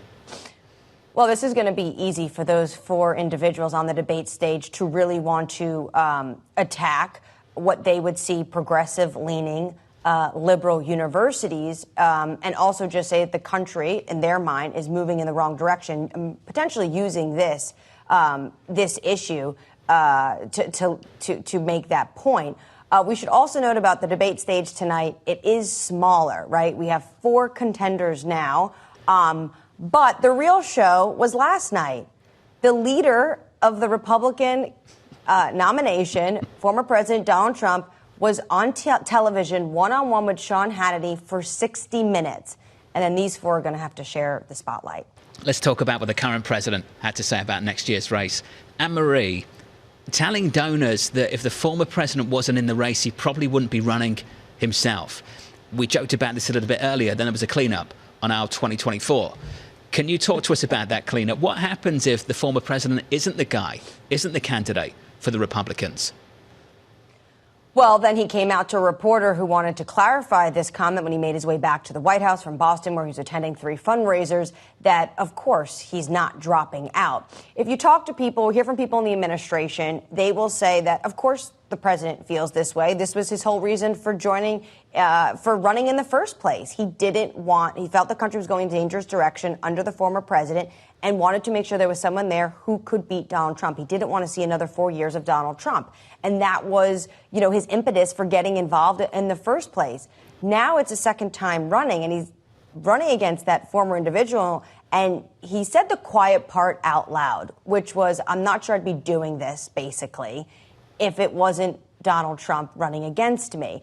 And I think the issue a lot of Democrats are going to have is, does that really rally the base of your Democratic the progressive wing of your party to come out and want to vote for you? Is that an inspiring message, especially when poll after poll continues to show that they think this president is just too old to run again? So let's talk about the other one. You said that the main event was last night with Sean Hannity interviewing the former president, Donald Trump. And he kept asking, a friend of Donald Trump's, he kept asking him, just to clarify, that he was not going to be a dictator. He said, you are promising America tonight that you would never abuse power as retribution against anybody. Donald Trump said, except for day one. And he said it again, once more. What do you make of this? What's the sort of consequence of some of his discussion? Well, Sean Hannity was, I think, trying to help him and explain, well, sir, what you're saying is that's not being a dictator. That's going back to your former policies, because then Trump explained what he wants to do on day one, which is close the U.S. southern border and drill, a.k.a. unlock U.S.'s energy resources. We should remind everyone that the U.S. is the biggest energy producer in the world right now. So I'm not sure that under former President Trump how much more even we'll get, but that's where the facts are. But Trump was just trying to, I think, play on some of the words that the Democrats tried to paint him. But it's obviously concerning because he has said in the past that this will be retribution, will go after everyone that's gone up against him. It's going to be an interesting year, to say the least, especially given the fact that he faces north of 90 federal charges. I find the energy point just absolutely hilarious. So the Republicans get to sit there and say, let's drill more. And everyone in the White House is too scared to come out and say, we are. Yeah. At 13.2 million barrels a day, Bramo. They just can't say it. This is going to be a really interesting talking point and debate when you do get 2 nominees. Because if one person's going to say, drill, baby, drill, and Biden's going to say, we're not I doing am. that. We're not doing that. That's not happening. If that was happening, we would have record production, which is what we're already having. AMH, thank you. It's good to hear from you. Always is. Anne-Marie in Washington, D.C., 13.2 million barrels a day. In America, in the White House, it's just like tumbleweed. It's just, we can't talk about that. It's not a talking point for next year. And they're really playing it down. They're talking about the energy transition, how important it really is to invest in other things. And yet, around the margins, you kind of get the sense, all right, guys, come on, keep bumping a little bit more to offset any disruption from production, whether it's Russia or the Middle East. Less politics, more markets coming right up. Equity futures on the S&P 500 positive by 0.1%. Weighing in on the credit market, the brilliant Amanda Lynham at BlackRock. That conversation just around the corner. In the bond market, yields higher by 2 or 3 basis points, 4.19 on a US 10-year, a break of 4.20 yesterday. The data better than good. Job openings in America, the lowest level since March 2021. The mix in the ISM for services just almost perfect. The headline number robust. Prices paid a little bit lower. The bulls themselves couldn't have painted a prettier picture of the economic data in the last 24 hours. Which is the reason why they're getting excited. Nirvana, soft landing Nirvana. Rate cuts and growth is going to be okay. Stocks to the moon. This is Bloomberg.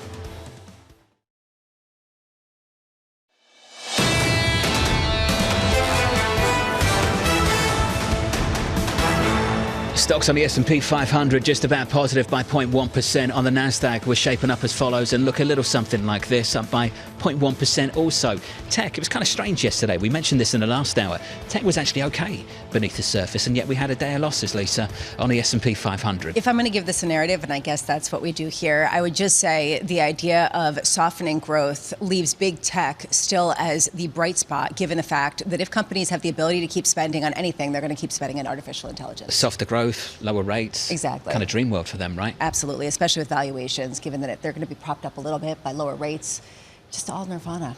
Is that right? Ugh, you don't quite believe it, do you? It's painful to say. It is. The rip-roaring rally we've had in this stock market is just painful for Bramo and deeply all right. personal. No, hold on a second. It's not that it's painful. I think it's wonderful people are coming up with gains. The issue for me is the lack of skepticism and the sort of feeling of, okay, this is the reality that we have. We're not going to see any pain. It's all going to be perfect. Just feels a little bit mispriced. Do you want some more time? No, it's good. Carry on. No lack of skepticism here around this table this morning. Let's turn to the bond market. 2-year, 10-year, 30-year. Think about the journey. This is for you, TK. The journey we've been on a 2-year. Middle of October, 526. Back down to 460.95. In the 450s yesterday. Yields up 3 basis points today on a 2-year. On a 10-year, it's a break of 420. We were through 5% in October, 419.34, Lisa, on a 10-year this morning, up on a session by 2 or 3 basis points. 80 basis point drop since the peak on October 19th. I was looking at this and I'm thinking to myself, that used to be a massive move, and now it just sort of snuck up on people. And this idea that we've seen this incredible volatility, is it over with people coalescing around what could be, soft landing nirvana? I'm going to talk to Subhadra Rajappa of SocGen about this a little bit later. We've still got a massive deficit that needs to be financed next year. It's funny, the stories you heard when yields were at 5% on a 10-year and the stories you hear now with yields at 420 on a 10-year are just radically different. And we're talking about the space of what, 6 weeks? 6 weeks. The problem is that they all could be right. The narratives all make sense. The logic is consistent. So that's the problem. How do you then coalesce around what kind of view to look at? Which is the reason why Binky was saying, well, if you just look at the earnings, companies are still doing okay. Binky over at Deutsche Bank, Binky Chadha, looking for 5,100 on the S&P 500 year-end next year. Let's get to the euro, because Deutsche Bank think we get 150 basis points of cuts from the ECB, and those cuts might begin in the first quarter of 2024. They might be coming in March. 150 is basically what's priced now in rate markets for next year for the ECB. The euro, 6-day losing streak, 6 days of weakness, Lisa, against the dollar, 107.77. 5 days ago, if Deutsche Bank had come out and said 150 basis points of rate cuts by the ECB, nuts. It would have been crazy. And now it's basically them catching up to consensus that's being priced into the market. It Thanks just for gives you playing. sense. Yeah, exactly. I mean, talk about the shifts. It's absolutely incredible. That's some of the market action for you. Let's get to the top stories this morning. Under surveillance this morning, continued US aid for Ukraine stalling on Capitol Hill. The Ukraine president cancelling an address to lawmakers yesterday as the stalemate became even clearer. The Treasury Secretary Janet Yellen getting involved, telling reporters, quote, "We can hold ourselves responsible for Ukraine's defeat if we don't manage to get this funding to Ukraine." Keep going back to this. The fight over funding that's going to take place in the next month or so is going to be absolutely massive. Especially because there are 2 deadlines, right, in order to get this funding across. There's one in January and one in February, and this was sort of the resolution that they came from. So here are a couple of questions. Will they end up just spending more? Or are they going to actually cut costs? Or is there just going to be a shutdown and suddenly people will worry about this, given the political dysfunction? When does it start to really affect markets? 2 wars, arguably 2 proxy wars. You've got to talk about security on the southern border. You've got to talk about the overall spending that's going to need to be cut as well. It's going to be a big, big battle down on Capitol Hill. Let's turn to your second story. Amazon slashing fees for sellers with low-priced clothing in a bid to compete with Chinese fast fashion startup Shein. Starting in January, sellers will pay just 5% on clothes sold for $15 or less. That's a cut from 17%. Shein filed to go public last week, but is facing pushback from lawmakers who accuse the company of skirting US trade laws and using forced labor to offer lower prices. I thought fast fashion had died, Bramo. I thought it was done. It depends on who you are, right? So Okay. the fast fashion, we definitely heard about Zara and H&M and some of the pressures there, and then the focus on trying to recycle things because it was a bad look to have so much waste. Shein, I don't know how you pronounce it, to be completely honest. Shein. It sounds much better the way you pronounce it. But I will just say, in the household with teenagers, that's where I learned about it. And the idea that Amazon wants to compete and is willing to cut the costs for their vendors online means that this is still a very real threat to them. And they want to capture the teenage market. But I thought the kids were worried about the environment. No. Are you actually looking for intellectual consistency? Just asking.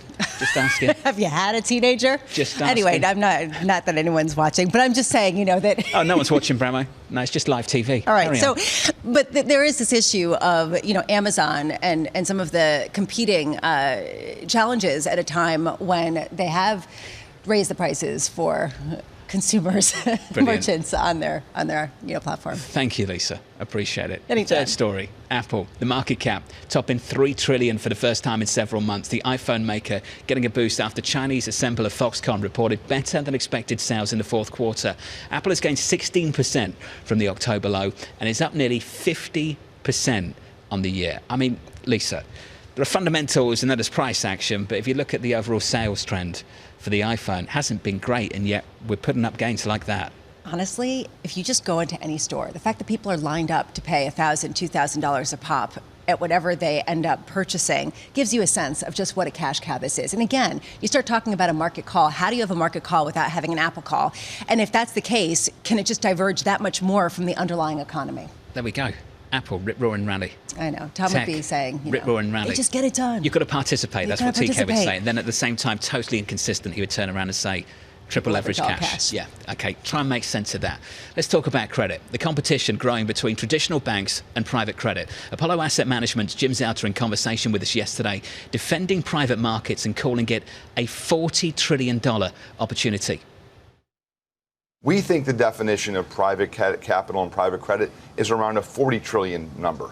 And that would consist of, solar finance, inventory finance, trade finance, franchise finance, along with a lot of this corporate lending and investment grade privates that a lot of banks used to hold large chunks on their balance sheet. But again, in their search for ROE and appropriate returns, they're not the right place to hold that. Joining us now to have this conversation, Amanda Lynham, Head of Macro Credit Research at BlackRock. Amanda, good morning. Good morning. Thank you both for having me. How much money is shifting to private markets? So our forecast calls for that asset class to grow from $1.6 trillion globally to $3.5 trillion by the end of 2028. So that implies a pretty significant continued growth pattern through the next 5 years. There are really four drivers behind that. The increase in the addressable market is one of them, but it's really investors looking for diversification, borrowers looking for certainty of execution, structural shifts in the public markets, which are now serving larger and larger borrowers, so that renders small middle market debt deals illiquid.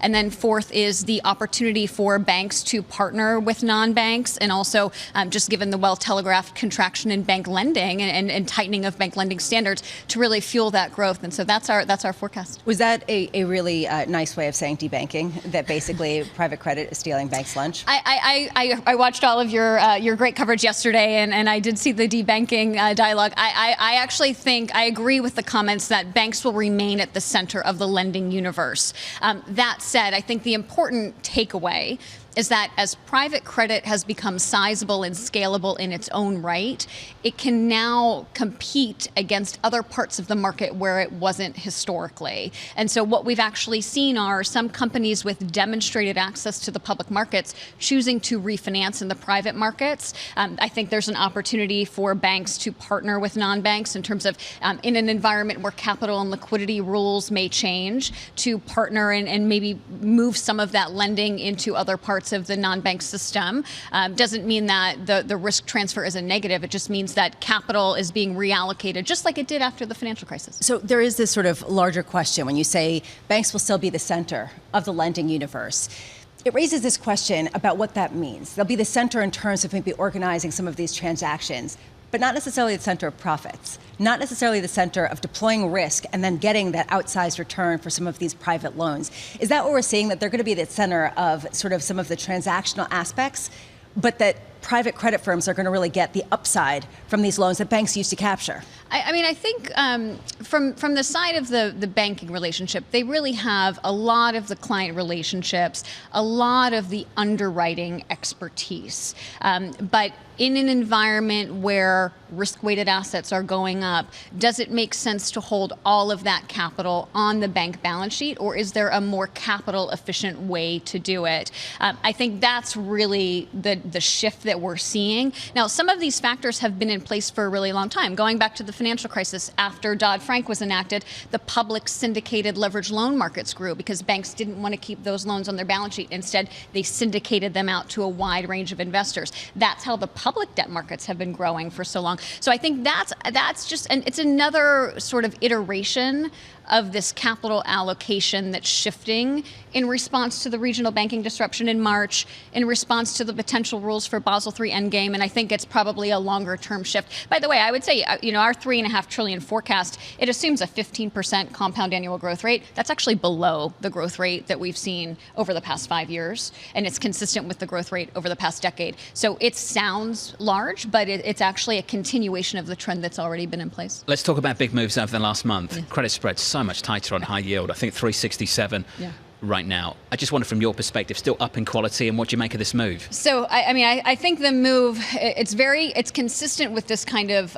year-end rally that has been fueled by pretty favorable technicals. We've seen issuance pick up, but not to a significant extent that it's interfering with that tightening. From our perspective, yes, up in quality still makes a lot of sense for this really important reason. Most of the issuance in 2023, and I'm talking about the LevFin market, has been up in quality within that market. So double Bs and high single Bs. The low end of the quality spectrum, so triple Cs and low single Bs, has really been untested. There's been a lot of talk about rate cuts. That's not really our base case in the first half, but even if we do get a few modest rate cuts, just to put that in perspective, the implied refinancing cost on average for triple Cs is above 600 basis points. For the distressed universe, it's above 1,400 basis points. So this low end of the quality spectrum, even if we get some rate relief, they're still going to be refinancing into a much higher cost of capital regime. How long can Goldilocks last then? I think it's the title of our 1Q outlook was a widening divide, and I really think it speaks to the dispersion that's evident under the surface in a lot of these markets. So for Goldilocks investment grade, Goldilocks high quality, high yield, they're in a pretty good spot, especially if we can achieve the soft landing. If you're a triple C rated credit that has refinancing to do, and you're looking at your current coupon and then the 600 basis points that it may cost you to refinance in today's market or more, much different story. It's part of the reason why we expect defaults to continue to march higher through the first half of next year. It's not a spike, not a significant increase, but I don't think, we ask a lot, have we seen the last of this transition to a higher cost of capital? I don't believe that we have. If you are just joining us, equities priced as follows. The scores look like this: positive by about 0.2% on the S&P 500. Let's talk about your rate cut call just briefly to wrap it up, Amanda. We've heard from Deutsche Bank this morning, 150 on the ECB next year. They're looking for 175 basis points of cuts from the Federal Reserve next year. What's your call? Why is it different? So the best case outcome would be that central banks are cutting rates to get ahead of a potential slowdown and really responding to the decline in inflation. I think the bar for that is very high because, one, I think central banks have told us that they don't want to cut prematurely for fear that inflation would reaccelerate. And then also, if you look at wage inflation, it's moving down, but it's still pretty elevated, especially in Europe and in the UK. So that's not our base case. I think what I would just flag as an observation is that if we do get rate cuts in response to a growth downturn, spreads are likely much wider in that scenario. And so as it relates to corporate credit, it really comes down to what is the all-in cost of capital, and wider spreads, even if you have lower rates, is still the same outcome of a higher cost of capital. I think we feel pretty confident from our team saying rate cuts in the first half are unlikely. We'll see what the second half brings, but that kind of Goldilocks, as you refer to it, scenario of we're just cutting to kind of get ahead of a growth downturn, that would be great, but I'm not sure that's our base case at the moment. Reality or a fairy tale? Amanda, thank you. Amanda Liner of BlackRock. We've talked about that a lot. Not all rate cuts are created equally. They're just not. Yeah. Get a downturn in economic growth and they're cutting rates because of that. Different outcome for markets. From a beautiful New York, this is Bloomberg.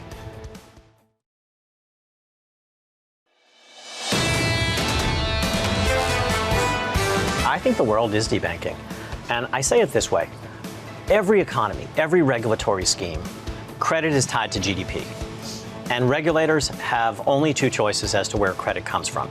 It can come from the banking system, or it can come from the investment marketplace. There's no third choice.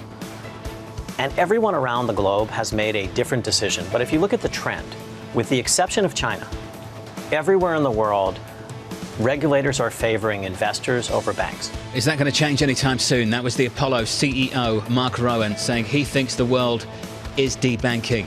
The CEOs of Wall Street today, of the biggest banks on Capitol Hill, this morning for their annual testimony before the Senate Banking Committee. Executives expecting further questioning over regulation, including higher capital requirements. Jamie Dimon of JP Morgan, David Solomon at Goldman Sachs, Jane Fraser at Citi, and outgoing CEO James Gorman of Morgan Stanley among the 8 banking leaders scheduled to appear. Bloomberg's Sri Natarajan joins us now for more. Sri, let's talk about it. There's going to be 2 issues here. One is going to be financing the economy. Let's talk about the number 1 issue as it pertains to that.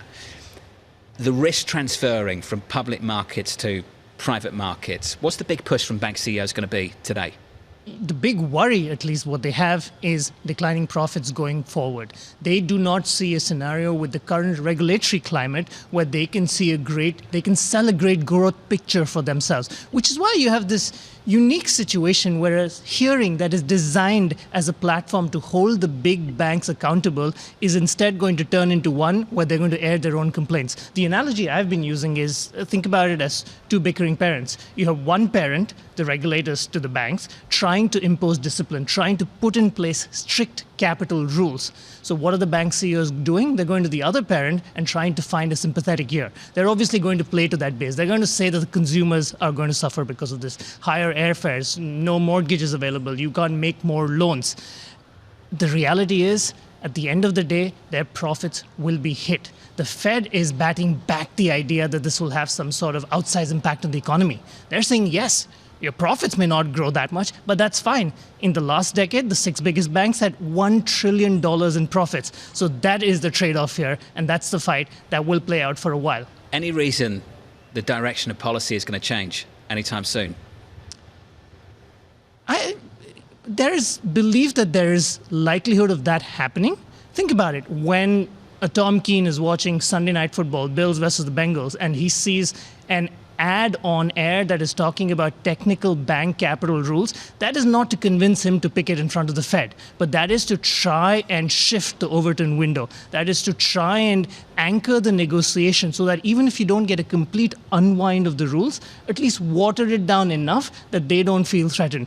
As it is, the banks clearly are facing this dominant challenger, the growth of private markets. What they used to do is being done elsewhere. That's already hurting them. They just feel these new rules, which are over and above everything you've seen in the last 15 years, will only continue to hurt their future prospects. Okay, so let's go there. Yesterday we heard from Mark Rowan that, he doesn't think that Jamie Dimon wakes up and worries about the little fish in the pond, Apollo. Do you think that that's true? Absolutely not. I mean, that's the one bit. It was a fascinating interview with Mark yesterday, but that is the one bit I disagree with him. The big bank executives absolutely wake up every morning thinking about the mighty Apollo, the mighty Blackstone, the mighty BlackRock, and everyone else. Because what is happening isn't just that they're finding a new niche and a new corner where they can go and sell their wares. What is happening is the business that banks used to do, regular way, middle of the fairway banking business, is being shifted into the non-banking space. Mark Rowan said it himself. He said the majority of their credit investments, and they oversee about $500 billion in credit assets. He said the majority of their investments are in private investment grade. That's just a nice fancy name for commercial lending. That's what banks used to do. All right, but if you take their point, it's not borrowing short to lend long. They're not taking customer deposits and having to offset the risk or other types of short-term instruments and then using those for longer-term loans. That maybe that's a more appropriate place to have it. And still you see the JP Morgans of the world delivering record profits. So what is the business case that this is somehow wrong? That this is not actually a sort of correct transformation that's underway? I think the conventional wisdom is to go out there and say, this is really scary, this is really worrying, this is something we should all be panicking about, and that the private market, especially the private credit space, has not truly been tested in a crisis. But there's something else that Mark Rowan said yesterday, which I thought was interesting. For the longest time, the worry was private markets meant more risk. He's saying now it just means less liquid. And when you have that match where you're looking out at a 10-year horizon, you don't have to return money the start of every week or the start of every quarter, maybe it's not a problematic space to be in. Retirement savings. If you're making a multi-decade trade, do you need daily liquidity? Which essentially is the argument they're trying to make, right? Yes. At the same time, around the edges, just to push back a little bit, they're increasingly coming up with individual retail types of options that do have different kinds of redemptions. And then there's a question of just transparency, right? That's something that we've been talking about. I get what they were saying yesterday. We're not in the maturity transformation business. We're not a bank. I understand all of that. Sri, isn't the risk that we're about to see all this activity shift to private markets? And this is not certainly about Apollo. It's about what happens everywhere and elsewhere, that you start to get bad lending elsewhere. No, don't get me wrong. Just because we're trying to say that this is perhaps a good idea, this is not all that bad, doesn't mean something bad will not happen. Wall Street has a history of taking a good idea, pushing it to the absolute limit, tipping over into the greed space, and then you have problems. And so you have a market that's grown from, look, private credit markets have existed for decades, but really in the last 5 years, they've gone from relatively nothing to 1.6 trillion to, you had BlackRock just earlier on saying the private markets could grow to 3.5 trillion. That is rapid growth. To say that every actor in that space will be acting responsibly and cautiously beggars belief. Do you think the smaller players are going to get left behind here when it comes to financing the economy? That it's going to be more and more difficult, that if you're not big, you won't find service? Not necessarily. For every business that needs a $300 million loan, a $400 million loan, there are small businesses that need a $5 million loan, $10 million loan.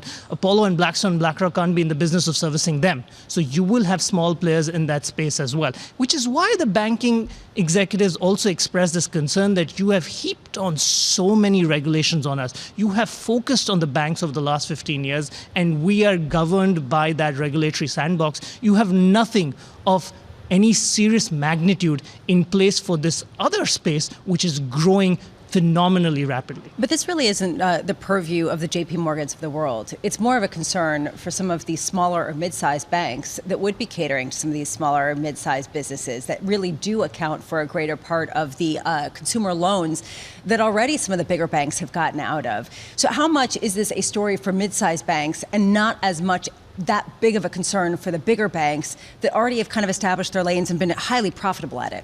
I'd argue that up and down the banking stack, it affects them. Middle market lenders are probably looking at the mid-sized banks and the business that they do. But the big lenders are also looking at the business that banks do. The big banks do. Yes, banks have gotten out of a lot of it, not necessarily willingly. There is money to be made and they would have liked to make it. Just because they made $1 trillion in the last 10 years doesn't mean they did not want to make $1.5 trillion. They have lost out on potential excess profits. And what they're saying is, if you impose new rules, if you impose more restrictions on it, even that $1 trillion might not be repeatable in the next 10 years. That is their worry. Sri, looking forward to the hearings a little bit later. I know you are as well. Sri Narayan there of Bloomberg. Some breaking news for you, Bramo. Drum roll. You ready for this? Time Person of the Year. Who do you think it is? I'm going to sing a song, but I don't even know who it is. This is not at Shocker. all Taylor Swift. Let's get it on screen. Taylor Swift, Time Person of the Year, 2023. She basically kind of guided the American economy. Some people say that the entire 5% plus GDP in Q3. Exactly, is entirely Taylor Swift's kind of doing. I'm not going to say what I think. Come on. I don't get it. Why not? I just don't get it. Players gonna play. It's good. It's catchy, but we're talking what? Comparing it to the Beatles and. Okay, no, whoa, okay, I'm not going to get into musical discretion. I don't get it. I think she's brilliant, but I don't get it. People love her. People deeply love her. I understand. Would you see the movie? I understand. Would you see the movie of her tour? No. Why? Just not Don't interested. you want to see the economic phenomenon that is Taylor Swift? I can see it in the numbers. You're going to look at a spreadsheet. I'm going to try to understand Taylor Swift and her number of costume changes through the spreadsheet. I think it's great she's so loved and it's bringing the country together. I think that's great. It's good that we can get behind something together across party lines. Oh, that's the most diplomatic. That's it. Yeah, wow. Wow. That's Look at that. I mean, anytime you put her on screen. That's not even real dancing. Give me a break. Stop it. Would you like to demonstrate what real dancing is? Thomas Kennedy's going to do that of JP Morgan Private Bank. He's going to break down the bond market and show us his Taylor Swift dance. All of that still to come on Bloomberg TV and radio. Your equity market on the S&P 500. No, seriously, congratulations, Taylor. Oh, yeah. What a success. She feels just warm and fuzzy inside. If she's waking up and watching this morning, yeah, exactly. Congratulations. Okay. Futures up 0.2% on the S&P. Yields higher by a couple of basis points, 4.1820 on a 10-year from New York City. This is Bloomberg.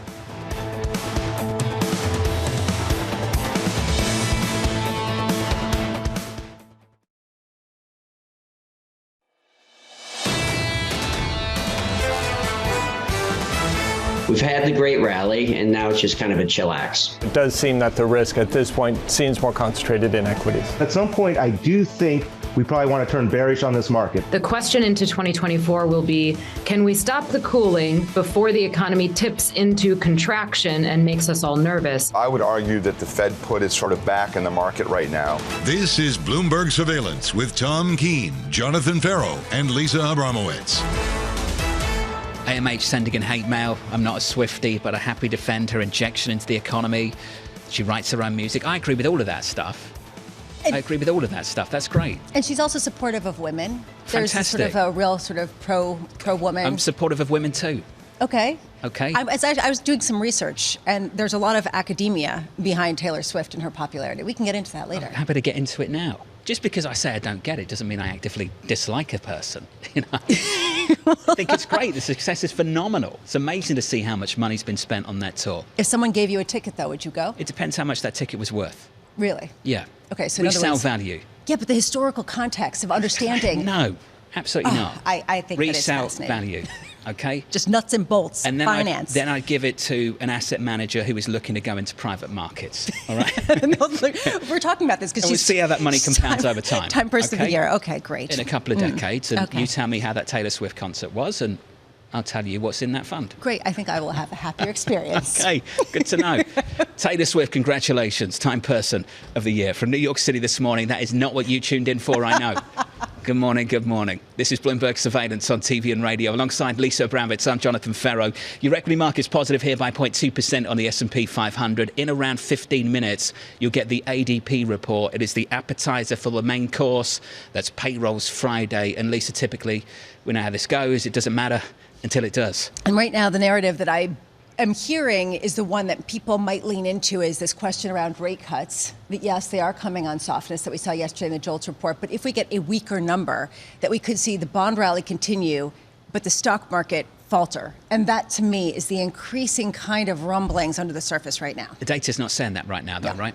Just had a third quarter of 5% plus GDP growth. Let's take yesterday. Talked about this a few times this morning. Forgive me if you heard it already, but it's fresh for other people. The perfect mix of growth and inflation at the moment. Growth is still robust. The ISM was still decent. Prices paid beneath the surface came down. Job openings have dropped to the lowest since spring 2021. You couldn't make it up any better. That just looks great. So the question I'm asking, can the growth inflation mix get any better than this? Isn't it just kind of down a hill from here into next year? That's what I like. That was a good take on it. I appreciate it because of the skepticism. More Bramo. Oh, well, first of all, Taylor probably was responsible for the 5%. And I will just say that somebody did write in saying the 0.01% chance that you had in getting the 13-year-old daughter interested in finance went out the window. I got the same email. With our discussion for Taylor Swift. So there is that. But I will just say, there is this concern that everyone's bought into this perfect soft landing nirvana. I keep using that phrase from Neil Dutta. And that basically, as Goldman Sachs' Scott Rubner said in a report, there are no longer any bears left. And that doesn't make people feel very good. No, sentiment has shifted pretty quickly. It has. In November, what a difference a month makes for equities and for bonds as well. I'm exhausted. This year has been just whipsawed of different narratives that all have validity, and you can pick your narrative. But really, I think that Liz Ann Sonders put it really well. The rolling economies. Rolling recessions. Rolling recessions, and then we heard rolling recoveries from Binky Chadha, right? I mean, these are sort of the different stories that are moving on different cylinders that lead to a very complicated reading in a very complicated moment. Example, this is a good one, ECB. You said this, and I think you're absolutely right. A couple of weeks ago, someone comes on this show and they say, the ECB is going to cut by 150 basis points. They'll start in March. You sit here and you go, okay, what did you smoke this morning, right? 3 weeks later, Deutsche Bank comes out, says this is what we're going to get from the ECB next year. 150 basis points of cuts, and they might start in March. And everyone turns around and says, you're just following markets. Exactly. What took so long? Just what's priced. Pretty much. Thanks for playing. Thanks for catching up. Your consensus. That's basically how quickly things have shifted. Now we're looking at, about 100 basis points priced in of Fed rate cuts, all with equities still continuing to do well and people expecting the employment picture to remain benign? Everyone's exhausted, including the bank CEOs. You'll hear from them at about 9:30 Eastern Time on Capitol Hill in front of the Senate Banking Committee. There are going to be two big issues at play here. One, transferring risk to private markets. We joked about that briefly. And two, compromising their ability to finance the economy. They're going to push on that really, really hard. There's this quote here from Jamie Dimon at JP Morgan in prepared testimony. Banks would be limited in their ability to deploy capital in the times we're most needed. And the rule will have a harmful ripple effect on the economy, markets, businesses of all sizes and American households. The rule we're talking about, essentially, is higher capital requirements. They're going to push back big time later. Is anyone going to listen to them? And that's the question. Especially given the fact that they just delivered record profits. They're still delivering those. And so how much can they say, well, we're not going to be able to continue to, and we need to remain stable? Nonetheless, will the economy, will markets listen to their economic calls, given that people are looking for some sort of indication of what's to come next? How do those economic calls work out sometimes? Well, theirs not so well, but Walmart's CEO maybe a little better. All right, we're joining one of theirs in a minute. All right, let's find out. Thomas Kennedy's going to be standing by. He can't wait. Don't worry, Tom. What I'll do, if I put a market check in between, everyone forget what Lisa said 60 seconds ago. So here's the price action. The scores look like this on the S&P 500, positive by 0.2%. Yields up by a couple of basis points, 418.58. Coming up a little bit later on this morning, the ADP report, 130 is the estimate. The previous read is 113,000. Mike McKee is going to break that down for you in about 9 minutes' time. Going into Friday, 187K is the estimate for payrolls. The previous read was 150. We had Ian Shepperson of Pantheon Macroeconomics on the program a little bit earlier this morning, who was looking for something closer to 300K, Lisa. 275. Amazing. And given the fact that he said that, their early indicators keep showing this, that said, 50,000 here is government, 40,000 here is some of the union. You start putting this together, it's fine. Let's get to Tom Kennedy. Let's do that. See, everyone's forgotten that, Tom. It doesn't matter. Good morning to you. I'll bring it up. Let's talk about payrolls on Friday. What are you looking for? We're looking for the continued moderation in job growth, consistent with an economy that is rebalancing, to your point, without much economic pain. The moderation in the labor market is a necessary requirement for the durability of this soft landing. But when you look at the balancing act between inflation and growth, or inflation and labor markets, the inflation side of things is already there. And I think that's what economists in Wall Street are coming around to. And November was, to your point, a historic easing in conditions because of this reality. But in prices, last 6 months annualized core PC, 2.5%. If you adjust for housing, which we know is lagged, you're around 2% on inflation. So John, is this as good as it gets for inflation? For the moment, this is perfect. But is it durable for the soft landing? That's the question we're all going to rotate to. Payrolls will be important for that. So do you believe in Goldilocks? What kind of payrolls number would confirm Goldilocks? 150,000, give or take. Why does that confirm it is you're still seeing the deceleration, but not falling off a cliff. And that durability of, can we get the soft landing in the economy, prices stay around 2%, but growth slowly comes down towards trend. If you're at around 150,000, at least give or take, I think you're showing that consistent decline in payroll growth, and then you can start talking about job openings, then you can start talking about the quit rate, which should be consistent with wages declining. Does it make you nervous that so many people are buying into Goldilocks? That the idea that Goldman Sachs put out there, that there are no longer any bears left because everybody is buying soft landing nirvana? Our process is to look at what's in the price. Beyond just like what the sentiment and the behavioral experience is. If we've learned anything in COVID, things move fast and we are behavioral organisms. You look at what's in the price for equity markets, and yes, at the index level, you're talking about PE multiples that are near historical averages, magnificent 7 types of stocks trading expensive. That's the place where you're getting earnings growth. Start to adjust and do maybe a PEG ratio, comparing PEs to growth. That's the only place we're going to get growth if rates are this high. So I think we should pay more for those. Everything else, relatively inexpensive. Have we been exuberant in a 1 month period? Maybe, but I do think there's still value in some of those names.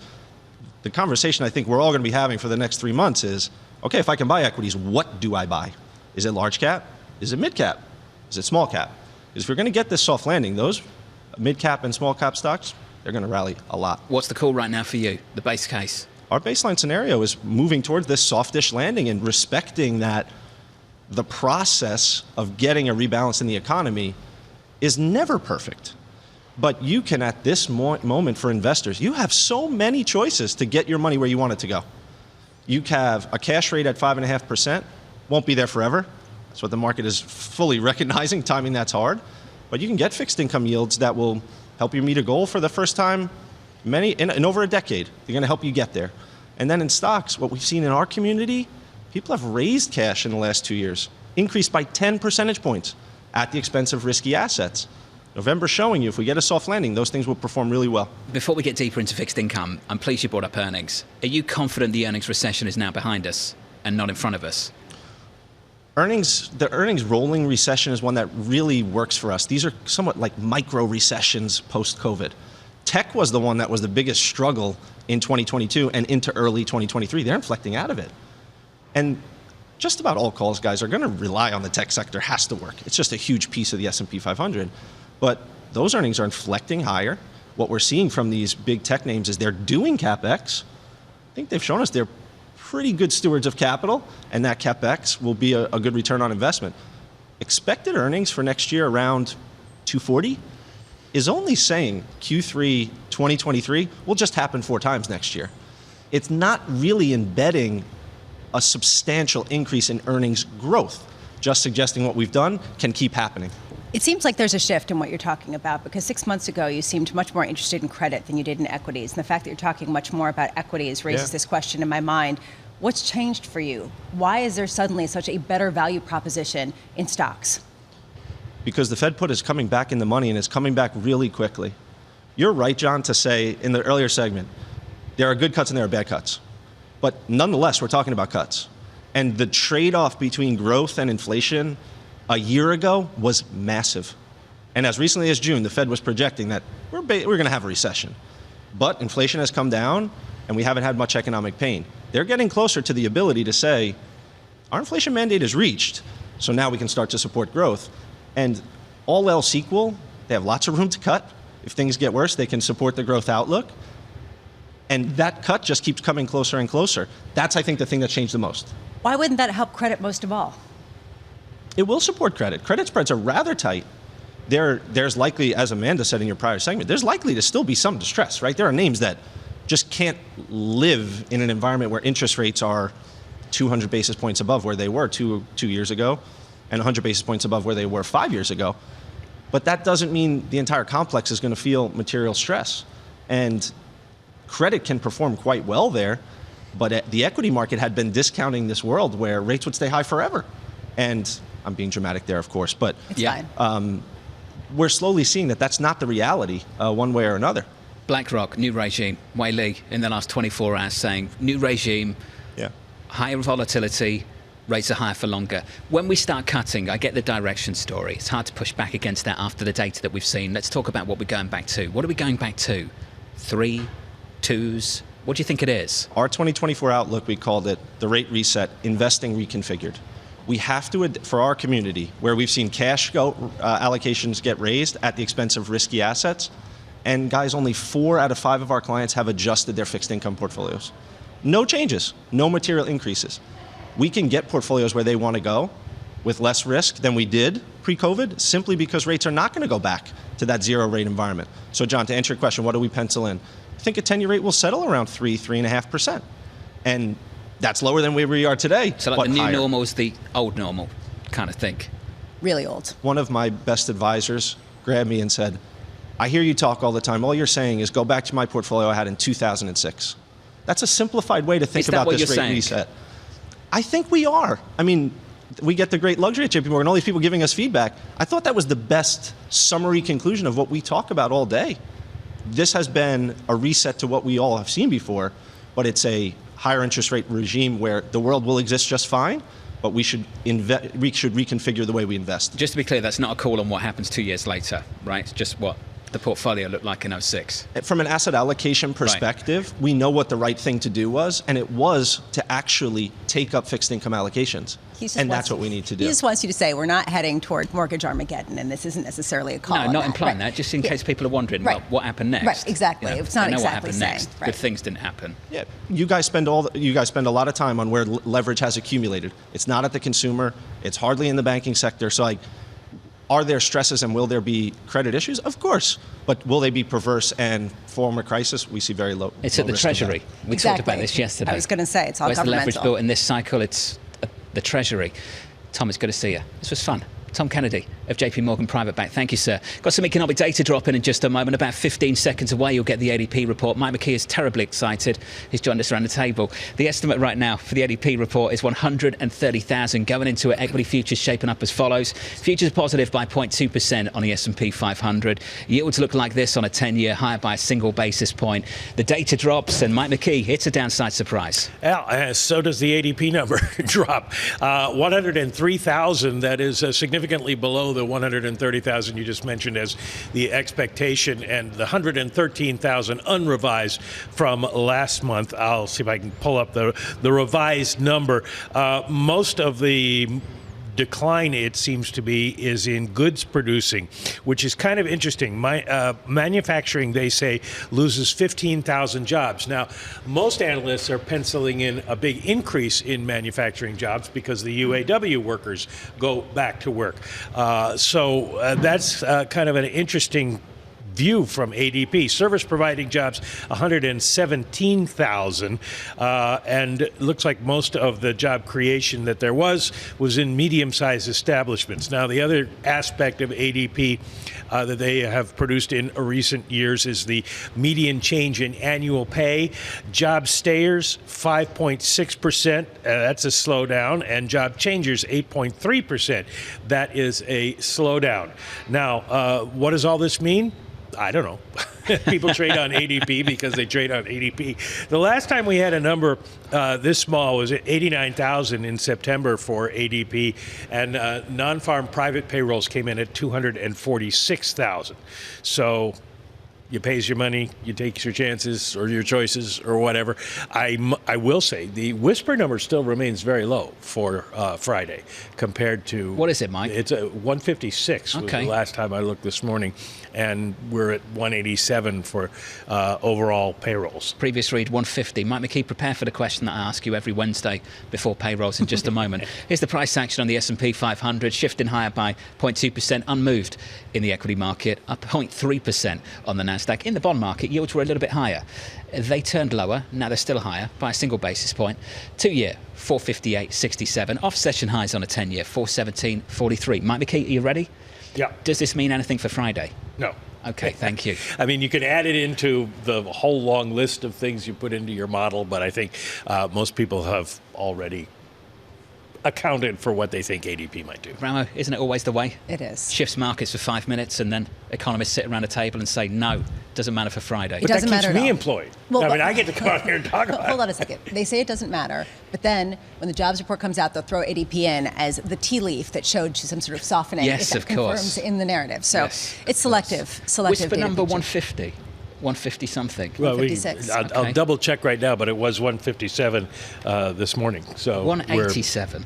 Yeah, payrolls on Friday. It's 158. It's moved up. Maybe that's an ADP response. Mike McKee, thank you. The median estimate in the official survey here at Bloomberg, 187K. With us around the table, I'm really pleased to say, the brilliant Libby Cantrell, the Managing Director and Head of Public Policy over at PIMCO. Libby, good morning. Good morning. Another big debate for Republicans Another a little big bit debate. later. Yes. Is this the big one? Does it make a difference? This is the big one. So this may be the last one, actually. There's not another debate scheduled before Iowa, when voters, of course, on the Republican side will go to the polls on January 15th. Viewership has declined since the first debate. That's when we saw sort of a top tick of 13 million. The last debate was around 7 million.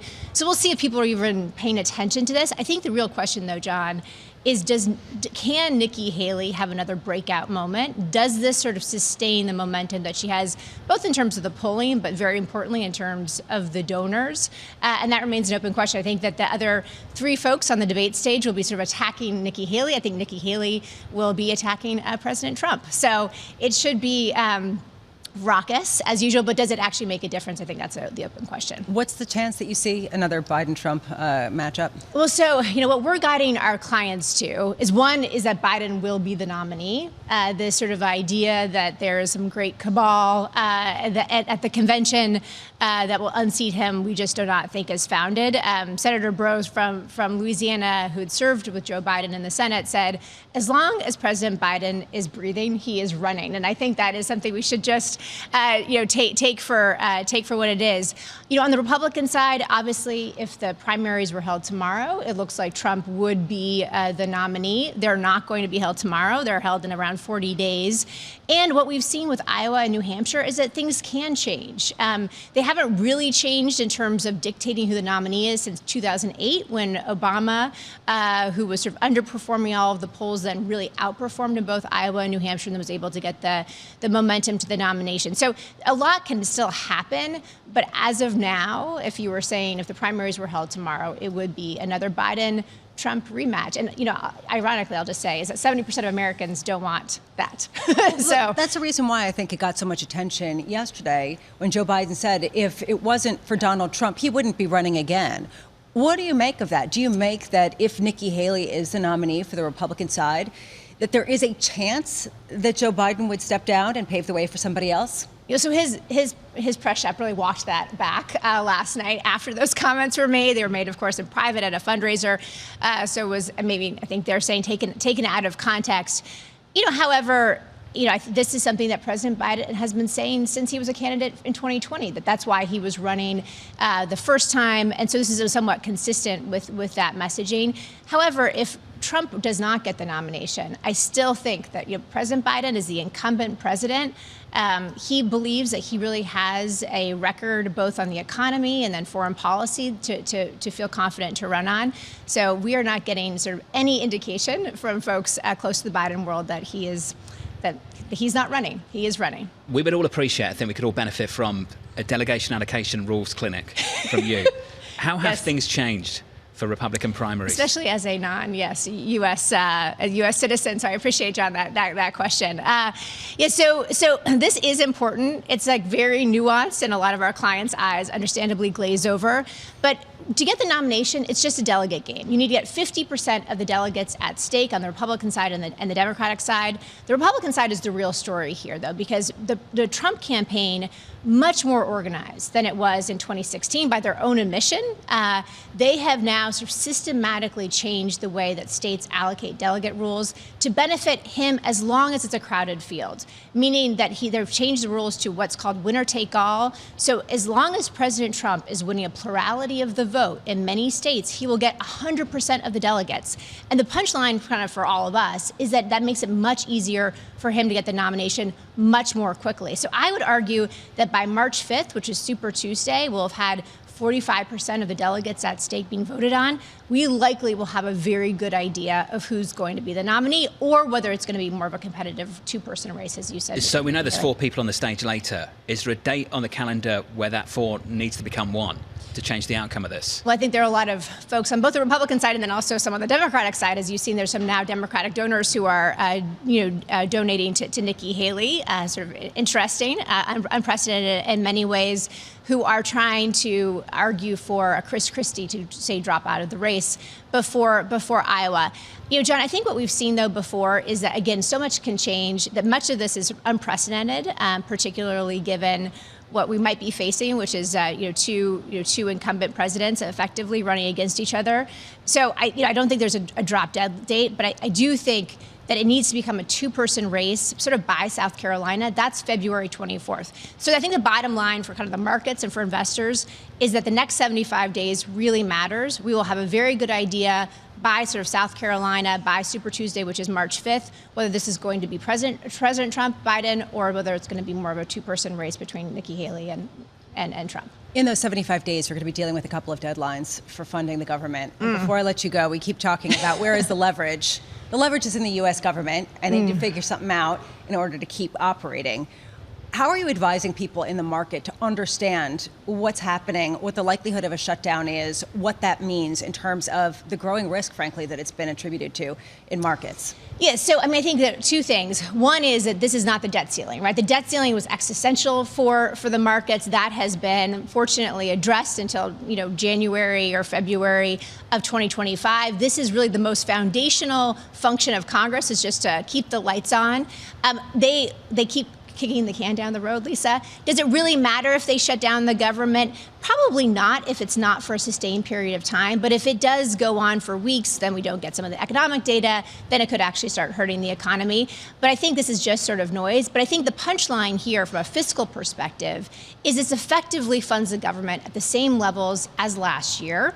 And what we're not going to see any more fiscal stimulus. And I think the threshold for any sort of stimulus, even if we do go into recession, I know your previous guest was pretty sanguine about the economy. I think we as bond investors are a little less so. But the threshold for any sort of fiscal stimulus is going to be very high. So we think the government probably will be funded, probably at the last moment. But again, from a market's perspective, we're not sure. There's more noise than really anything. It's always the way, isn't it? Equities, hopes and dreams, bonds, fears and nightmares. Yeah. Do you know who I relate to? Yeah, obviously. Well, yeah. Libby, thank you. Thank it's you good so to see much. you. Great to Appreciate it. catch Nice up. to Libby Cantrell there at PIMCO. Obviously. I mean, no one thought you were an equity kind of person, did they? No, Hopes I and would dreams, make it terrible. Sunshine, rainbows, I have and to say, unicorns? Absolutely not. One of the progeny actually said to me, I don't get equities. I just don't understand it. It seems like all stories. And I said, yeah, welcome. Just stories. Well, no, Just I mean, it stories. just doesn't have the same kind of nuts and bolts. It's the hopes and dreams and optimism looking. of human nature, Bramo. That's what it's about. I love it. I wish, but it's just not my nature. A beautiful thing. Coming up on the Open, we'll talk about hopes, dreams, and fairy tales. Goldilocks even. AJ Oden at JP Morgan. Dan Skelly at Morgan Stanley. Subhadra Japa of SocGen. Just to get some fears and nightmares in there. We'll talk bonds, Bramo. All right? Thank you. I appreciate that. From New York Have City fun. this morning, equities positive by 0.2%. A beautiful New York. This is Bloomberg.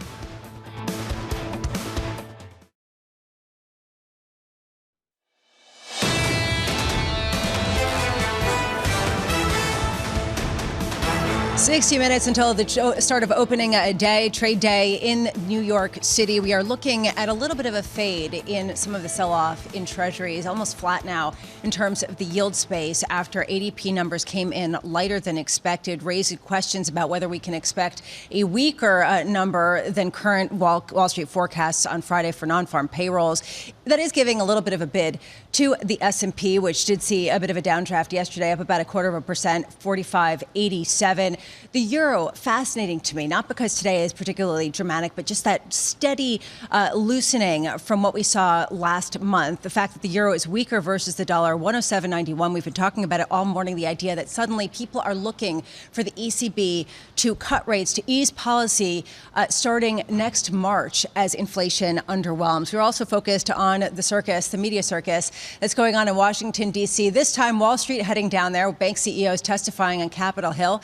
It starts in about an hour time. Witnesses include Jamie Dimon of JP Morgan, David Solomon of Goldman Sachs, Brian Moynihan of Bank of America, and many others. In prepared testimony, Dimon warning of tighter capital requirements leading to higher costs for customers, writing, quote, "This rule will make services so uneconomical, you will likely see two outcomes. Many banks will simply stop offering certain products and services, and those that do will have to charge more for them just to make it worth the service." Down in D.C. is Sonali Basak, our own Wall Street correspondent. Sonali, what are you looking for? What do you think is most notable from the testimony that at least has been released before these hearings? Yeah, Lisa, I'm standing in front of the building where the bank CEOs will be walking into and testifying in about an hour. And to your point, they have their own agenda, which is fighting against those capital rules that are put forward by the Fed. How much will that actually change? Unclear, right? These rules have been in the works for a while and will take a while to implement. But listen, as you noted, Jamie Dimon had said to senators in the prepared remarks here that this is not a threat. It is just an economic reality. And if you look also at David Solomon's testimony, for example, they don't even just make it about the banks. They make it about the broader American economy. And he says this could really start to tighten lending standards and costs for things like food manufacturers, airlines, and all sorts of things that impact the real American economy. The lawmakers will have their own agenda. There's been a lot of frustration, you and I have seen this for years, about the fastest set of rate hikes in decades by the Federal Reserve, and so very little of that passed on to the American consumer in the form of savings rates. And most of the banks on stand really today will be hearing questions about why that's been the case, especially given that they have minted record profits in recent years. So in other words, everyone should get more fees for their deposits and their savings accounts. I'm just curious for a little bit of history, Sonali. Why does this happen? What is the purpose of these hearings that happen on a regular basis? Well, a few things. Remember, we did not see this annually after 2008. We really only started seeing this in 2019. In 2019, Maxine Waters really called the banks down to Washington. A lot was going on in the American economy at that time and socioeconomically. This happened in the wake of the George Floyd murder, for example, and there was a lot of frustration about these banks not serving low-income and minority communities. That was a big feature of a lot of these hearings. This week, we're not going to see hearings in the House. We will see them in the Senate. And Sherrod Brown, Ohio senator, has also voiced similar concerns about these big banks leaving citizens of America behind. And the point that they're trying to make to you is that they still serve 2/3 of the American economy in terms of capital lending. And Jamie Dimon putting out the big PC word out there, private credit is going to take over your lunch if you squeeze us even more. And they might not be as kind to your people as we are, is kind of the undertone here of the testimonies. I'm just wondering, Shonali, from the other side, when you're talking about Wall Street executives saying that this could cut credit to the broader economy and hurt the broader economy. What did we hear yesterday from Goldman Sachs at the Goldman Sachs Financial Services Conference when a lot of these CEOs were speaking in terms of the state of play, where they see the consumer, where they see the economy heading? Yeah, you think about Brian Moynihan, for example, who's now starting to talk more about a slowdown, and I lean on Brian Moynihan for this discussion for a little bit because he's kind of the most optimistic of the group. You have seen him talk a lot about how things are going to be okay. But when you have heard David Solomon and Goldman Sachs for a long period of time, their tone has even been more constructive over the last couple of months, even though everyone thinks that there's a slowdown coming.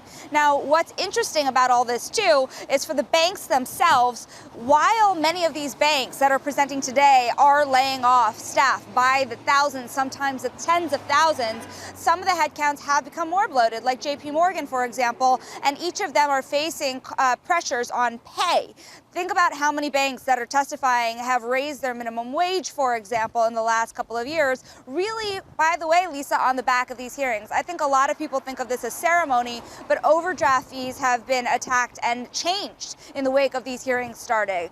Pay has been addressed in a very visceral way at many of these banks in the wake of these hearings. And so these annual testimonies actually do make a difference in the case of a banking sector, though there is a lot of politicization, of course, and a lot of frustration and concern about the direction of the economy, certainly from the top bankers as well as the lawmakers who are questioning them. Shonali Basak, thank you so much for being with us. We'll look to your coverage all through the day, and hopefully the wind won't blow you away. Thank you so much for being with us. As we were speaking, we're seeing a little bit of a more pronounced move in the bond market in particular as people parse through some of the economic data that we just got.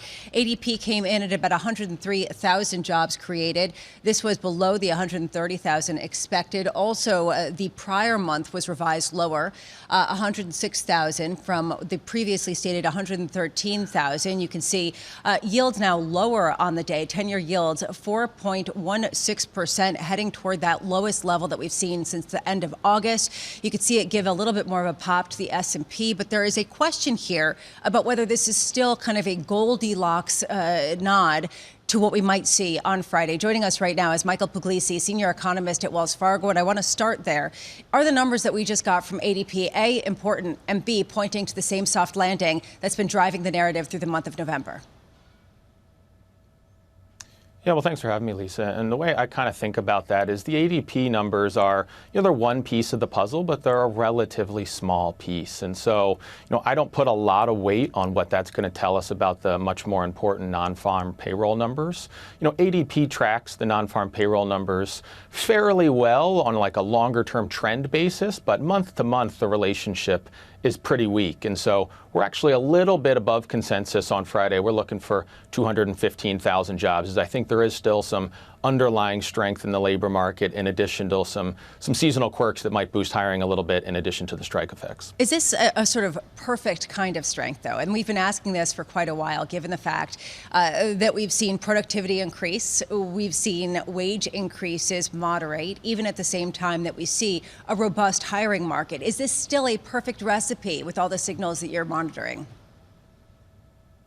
I think that the slowdown so far on the labor market and growth and everything else has been encouraging, right? 600,000 jobs, 500,000 jobs a month, the pace we were seeing earlier in the recovery, that was never going to be sustainable, right? That was one of the many kind of data points that was fanning the concerns for the Fed of the economy running too hot. And so the path to a soft landing, to me, it always looked like slower economic growth, slower job growth that goes from 500 to 400 to 300,000, kind of on a trend basis. The hard part is sticking the landing, right? Is getting to 100 to 200,000 jobs a month, which is probably a kind of healthier, sustainable rate, and sticking that on a trend basis and not actually going into negative territory. So let's talk about that. I mean, how much are you seeing that as still the likely scenario, given the fact that that's currently what the market is pricing?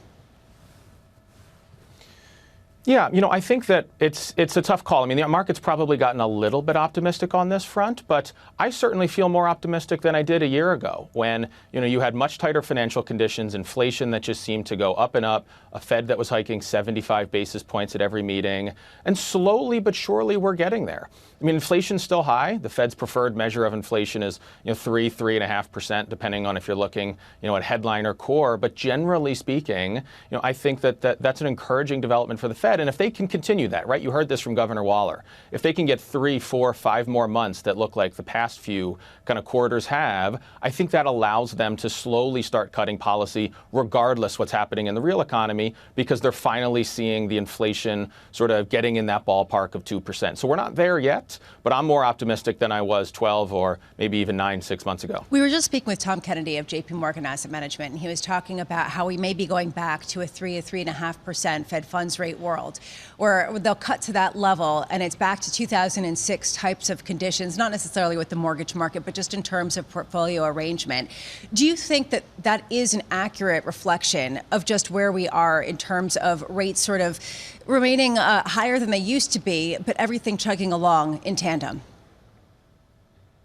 I think that's exactly right. So if you go back to kind of the late 2010s, what was normal for rates? Yeah, it was something like 2.5%. I think that was sort of a good neutral level. Above that would be tight, below that would be accommodative. And I think there are good reasons on a go-forward basis to think rates are going to be higher today than they were back then. Maybe an economy that's growing a little faster, inflation that's running a bit hotter, just generally speaking, more uncertainty in the world, a little more term premium. So I think that's right. At the end of next year, our 10-year yield forecast is 3.5%. With Fed funds a little bit above that still, with the Fed still not done cutting rates, but getting there to something in the low threes. So that's sort of how I frame it as well. I think rates over the next decade are going to be higher than they were over the previous. But do I think 5% Fed funds or 5% 10-year yields are going to be what we can sustain over the longer run? No, I would take the under on that. Okay, so bear with me on this. But do you think that in 10 years, when we look back on history and we take a look at zero rate policies, are we going to say that in some ways they constrained growth and that actually some yield on basic income-producing instruments is stimulative on the margins, all things being equal, in terms of delivering income, particularly to people who are retiring or have big pools of assets? I don't think so. There were certainly some challenges with ZIRP, with zero interest rate policy in the 2010s. It's not to say there were no negative side effects. I think there certainly were. But the 2010s was just a very difficult recovery. I think when I look back on history, 10 years back now, I think the thing that really strikes me is just how bad that recession was. Unemployment of 10%, very steep decline in real GDP, and a years-long recovery in private sector balance sheets, given all the debt challenges that came out of the housing bubble. And I think that the challenge there was you had all of that happening and some fiscal austerity that was happening in the early 2010s with the Eurozone debt crisis and the fiscal cliff and sequestration and, again, all the things we have now with those 10 years of hindsight. So zero interest rates weren't perfect. I think they had some negative side effects, but I do think that they were attempting to help an economy that had a lot of issues at that point in time with just the fundamentals. If you are just joining the program, we did get that ADP report. It is fueling a little bit more boost to the risk on market that we can feel. S&P futures up nearly 0.4%. You could see sort of fluctuations in the bond space as people try to understand whether this is still a soft landing and still can price in some sort of increase in rate cuts next year. The S&P right now 45.91. Michael Puglisi of Wells Fargo is still with us. And Michael, I want to just get your sense on the 5% GDP growth that we saw in the third quarter. If we do go down to about 1.2% GDP growth in the fourth quarter, based on GDP now from the Atlanta Fed, is that the new glide path? Is that sort of the reality that you think reflects what 2024 is going to look like on a growth picture? Yeah, when I think about that Q3 growth number north of 5%, I don't even meet any optimists who think that's the real run rate for the economy right now. 5%, I think, was a quirk in Q3. And you see this, right? You see this in all economic data. It's why, a monthly jobs number here or a quarterly GDP number there, it only contains so much information. And what you're really looking at is the trend, right? Take inflation this year, where month to month inflation's bounced around some, but if you take a step back, it's clearly on a glide path down. And from growth, I think about it similarly. Coming off such a strong growth rate in Q3, we're probably due for a little bit of a letdown in Q4. And I would kind of average those off and say, if you do get 1% in Q4, maybe we're sitting somewhere in the middle there. 2 point something is really the true run rate. And I do think that'll probably decelerate further. I don't think we're going to grow 2.5% next year, let alone 5%. I think something, a little bit weaker than that makes a lot of sense, given that there's still that lagged impact of tighter rates that you're seeing on job growth in many other parts of the economy. Michael Blagisi of Wells Fargo, thank you so much for being with us. Coming up, the heated debate continues around academia, the role of free speech, what that means, as well as anti-Semitism and Islamophobia. Coming up, David Rubenstein of the Carlyle Group and host of Peer-to-Peer Conversations on his discussion with Bill Ackman. This is Bloomberg.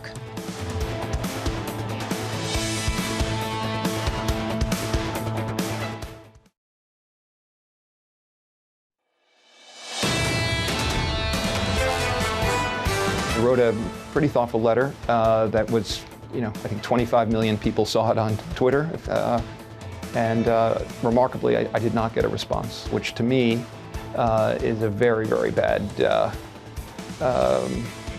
and weak approach. Literally no response, no acknowledgement, no, dear Bill, I hear what you're saying, but nothing. So yes, I'm an activist, but my activism today is probably not in the corporate boardroom. It's on campus. That was Pershing Square CEO Bill Ackman saying that Harvard ignored his open letter to address anti-Semitism on campus. That was in an interview with the one and only David Rubenstein. You can watch more of that interview, which is fascinating and goes to one of the most controversial and important issues of the day, peer-to-peer conversations at 9 p.m. on Bloomberg Television. I'm so pleased to say joining me right now is David Rubenstein. I want to pick up on that point that Bill was saying, which is his activism is now not in a corporate boardroom, but on college campuses. And we heard this yesterday from Mark Rowan of Apollo. How much are you hearing that increasingly from some of your peers? Well, there's no doubt that Bill Ackman doesn't need to be an activist in investing anymore because, as he said in the interview, he wasn't that well known when he was an activist, and therefore he had to get attention, and doing activist kind of things got people's attention. Now he's pretty well known, so he can avoid that part of his investing process. In terms of college and Harvard, he has been very active with his letter to Claudine Gay, and Mark Rowan has been very active at Penn as well. And a number of other business people have been active. There's no doubt that there's a lot of concern in business, but other communities about what's going on at college campuses. And as we all know, it's not a pleasant situation to be a Jewish student in some campuses these days, or to be a Muslim student in some campuses has been a problem as well. So I don't think there's a perfect answer. We're not going to solve it overnight. It's going to take some time for all these colleges to kind of figure out what the right balance is. Do you get a sense that there is something specific that people are asking for that goes beyond a statement on anti-Semitism or Islamophobia and goes more to the nature of conversation at certain universities? Well, at certain universities, I would say on the far left or far right, there's not a lot of room for people who disagree. Some campuses are far left, some are maybe more conservative, and people who disagree with the conventional or the majority view don't get the kind of support that they might want to receive from the college presidencies or universities in some cases. Harvard is seen by people in Congress who said yesterday in the hearing that it's seen as far left. Maybe it is, maybe it isn't. I was on the board of Harvard for many years, and I think Harvard tries to do the best it can. But it's a very large campus, very diverse.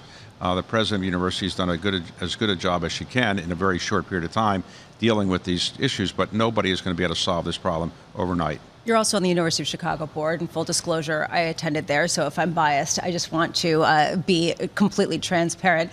There is this question about whether it's appropriate for a university to take a stand at all on any social issue, or just to let the individual professors and students have their own voices rather than have some sort of collective voice that you have to stay within. Do you think that that is the way to go? Well, it's the same issue CEOs face. Should corporations be taking positions on these kind of issues? Sometimes they do, sometimes they don't. Universities are places where young people are generally allowed to grow and experience what life is going to be about when they leave campuses, and they tend to be sometimes more shrill in certain things they might be when they become an adult. I think at the University of Chicago, we've had a long-standing 100-year policy of basically letting people say what they want, as provided that they don't do anything that harms anybody else or incites violence. But there's been a lot of free speech at the University of Chicago, and I think that's a great tradition there. Do you think that going forward there's going to be any change in response to some of the pressure from given the pressure that we have seen now, I suspect something will happen, but I don't know that Congress will do anything. I think the university boards are probably going to be more sensitive to these issues. There is going to be more security for certain students there for sure, but I think there'll be more of a move towards a University of Chicago approach where more people are allowed to say what they think without feeling that if they say something that's unpopular, they'll be criticized or harmed physically. Just besides this particular issue with Bill Ackman, he's also been vocal about investing in treasuries, just to shift a little bit to the investment side. And I am curious if you're starting to hear this more, that certain hedge funds that maybe are struggling to get an edge in public markets are just making bold trades on the path of interest rates. How much are you hearing that? Well, Bill Ackman said in the interview is that he generally doesn't make big macro bets. That's not what he generally does. He generally makes bets on companies. But in a couple of times in his history, he has made macro bets, and some have worked out extremely well. And he's made one not too long ago where he made a couple $2 billion, I guess it was a $2 billion profit on a relatively modest investment in a relatively short period of time. That's hard to do. This time he's made a bet, in effect, that the Treasury rate will go down, or the interest rate will go down. The Fed will lower interest rates sooner than the conventional wisdom thinks. And I assume he's structured it so that if they do, he'll make a fair amount of money. And I'm assuming that right now he's pretty happy with what he's seeing because the market's coming along to his view. The conventional wisdom today is that the Fed is likely to cut interest rates sooner than maybe people thought a month ago. Right now, I think the Fed doesn't want to get into the election season, so if they're going to cut rates, they're probably not going to do it too close to the presidential election, so they probably would have to do it sooner. Meanwhile, just want to bring this to you. Just breaking, Citigroup is reporting some figures and what they expect, and they say that fourth quarter trading revenue is expected to drop 15 to 20% compared to the third quarter. And you can see, as the CFO does talk, you can see shares falling. This really does speak to this sense that there isn't going to be the same kind of opportunity to make profits for some of these firms as there has been earlier in this year, that basically this is what they're going to pitch when the CEOs go down to Washington, D.C. and start saying, maybe we earned record profits, but we're going to lose it to people like you, David Rubenstein at Private Credit and Private Equity. What do you make of some of these arguments? I'm not worrying too much about the large banks. They can take care of themselves. I'm sure they'll do well when interest rates go up or down. There's no doubt when interest rates go up, they tend to make more money historically. If interest rates go down, they're very smart. They'll find other ways to make money.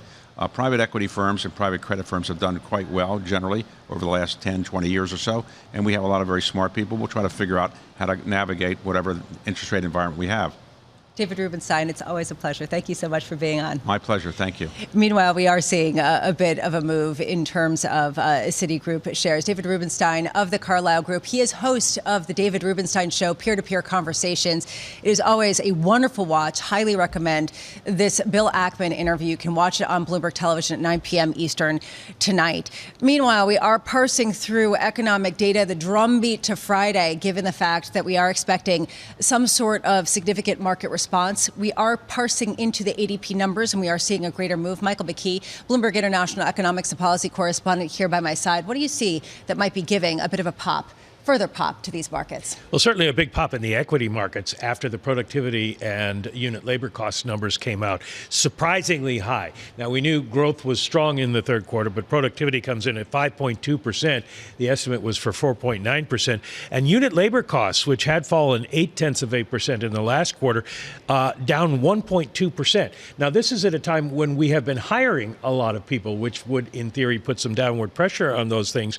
And so it does suggest that we're going to see additional possibilities for corporate profits from the third quarter and into the fourth quarter. And so we're seeing a reaction in the equity markets, certainly. And you also get a little bit of a reaction in the bond markets because it makes the Fed's job easier to cut rates if we're seeing productivity gains. Do you get a sense of where the bias is right now in terms of weaker than expected data will be welcomed as actually a good thing as long as it's not too weak?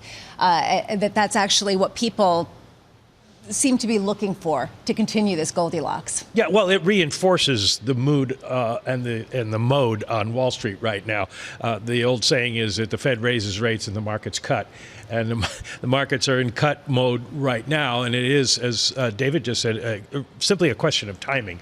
And you do have to throw in, I guess, the politics of it to a certain extent.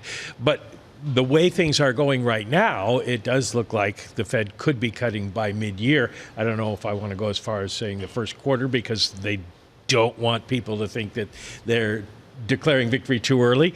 But all of the numbers seem to be good news in the sense of confirming kind of a soft landing. Just taking a look within the ADP payroll number, you're seeing 5.2% non-farm productivity versus 4.9%, as Michael was saying.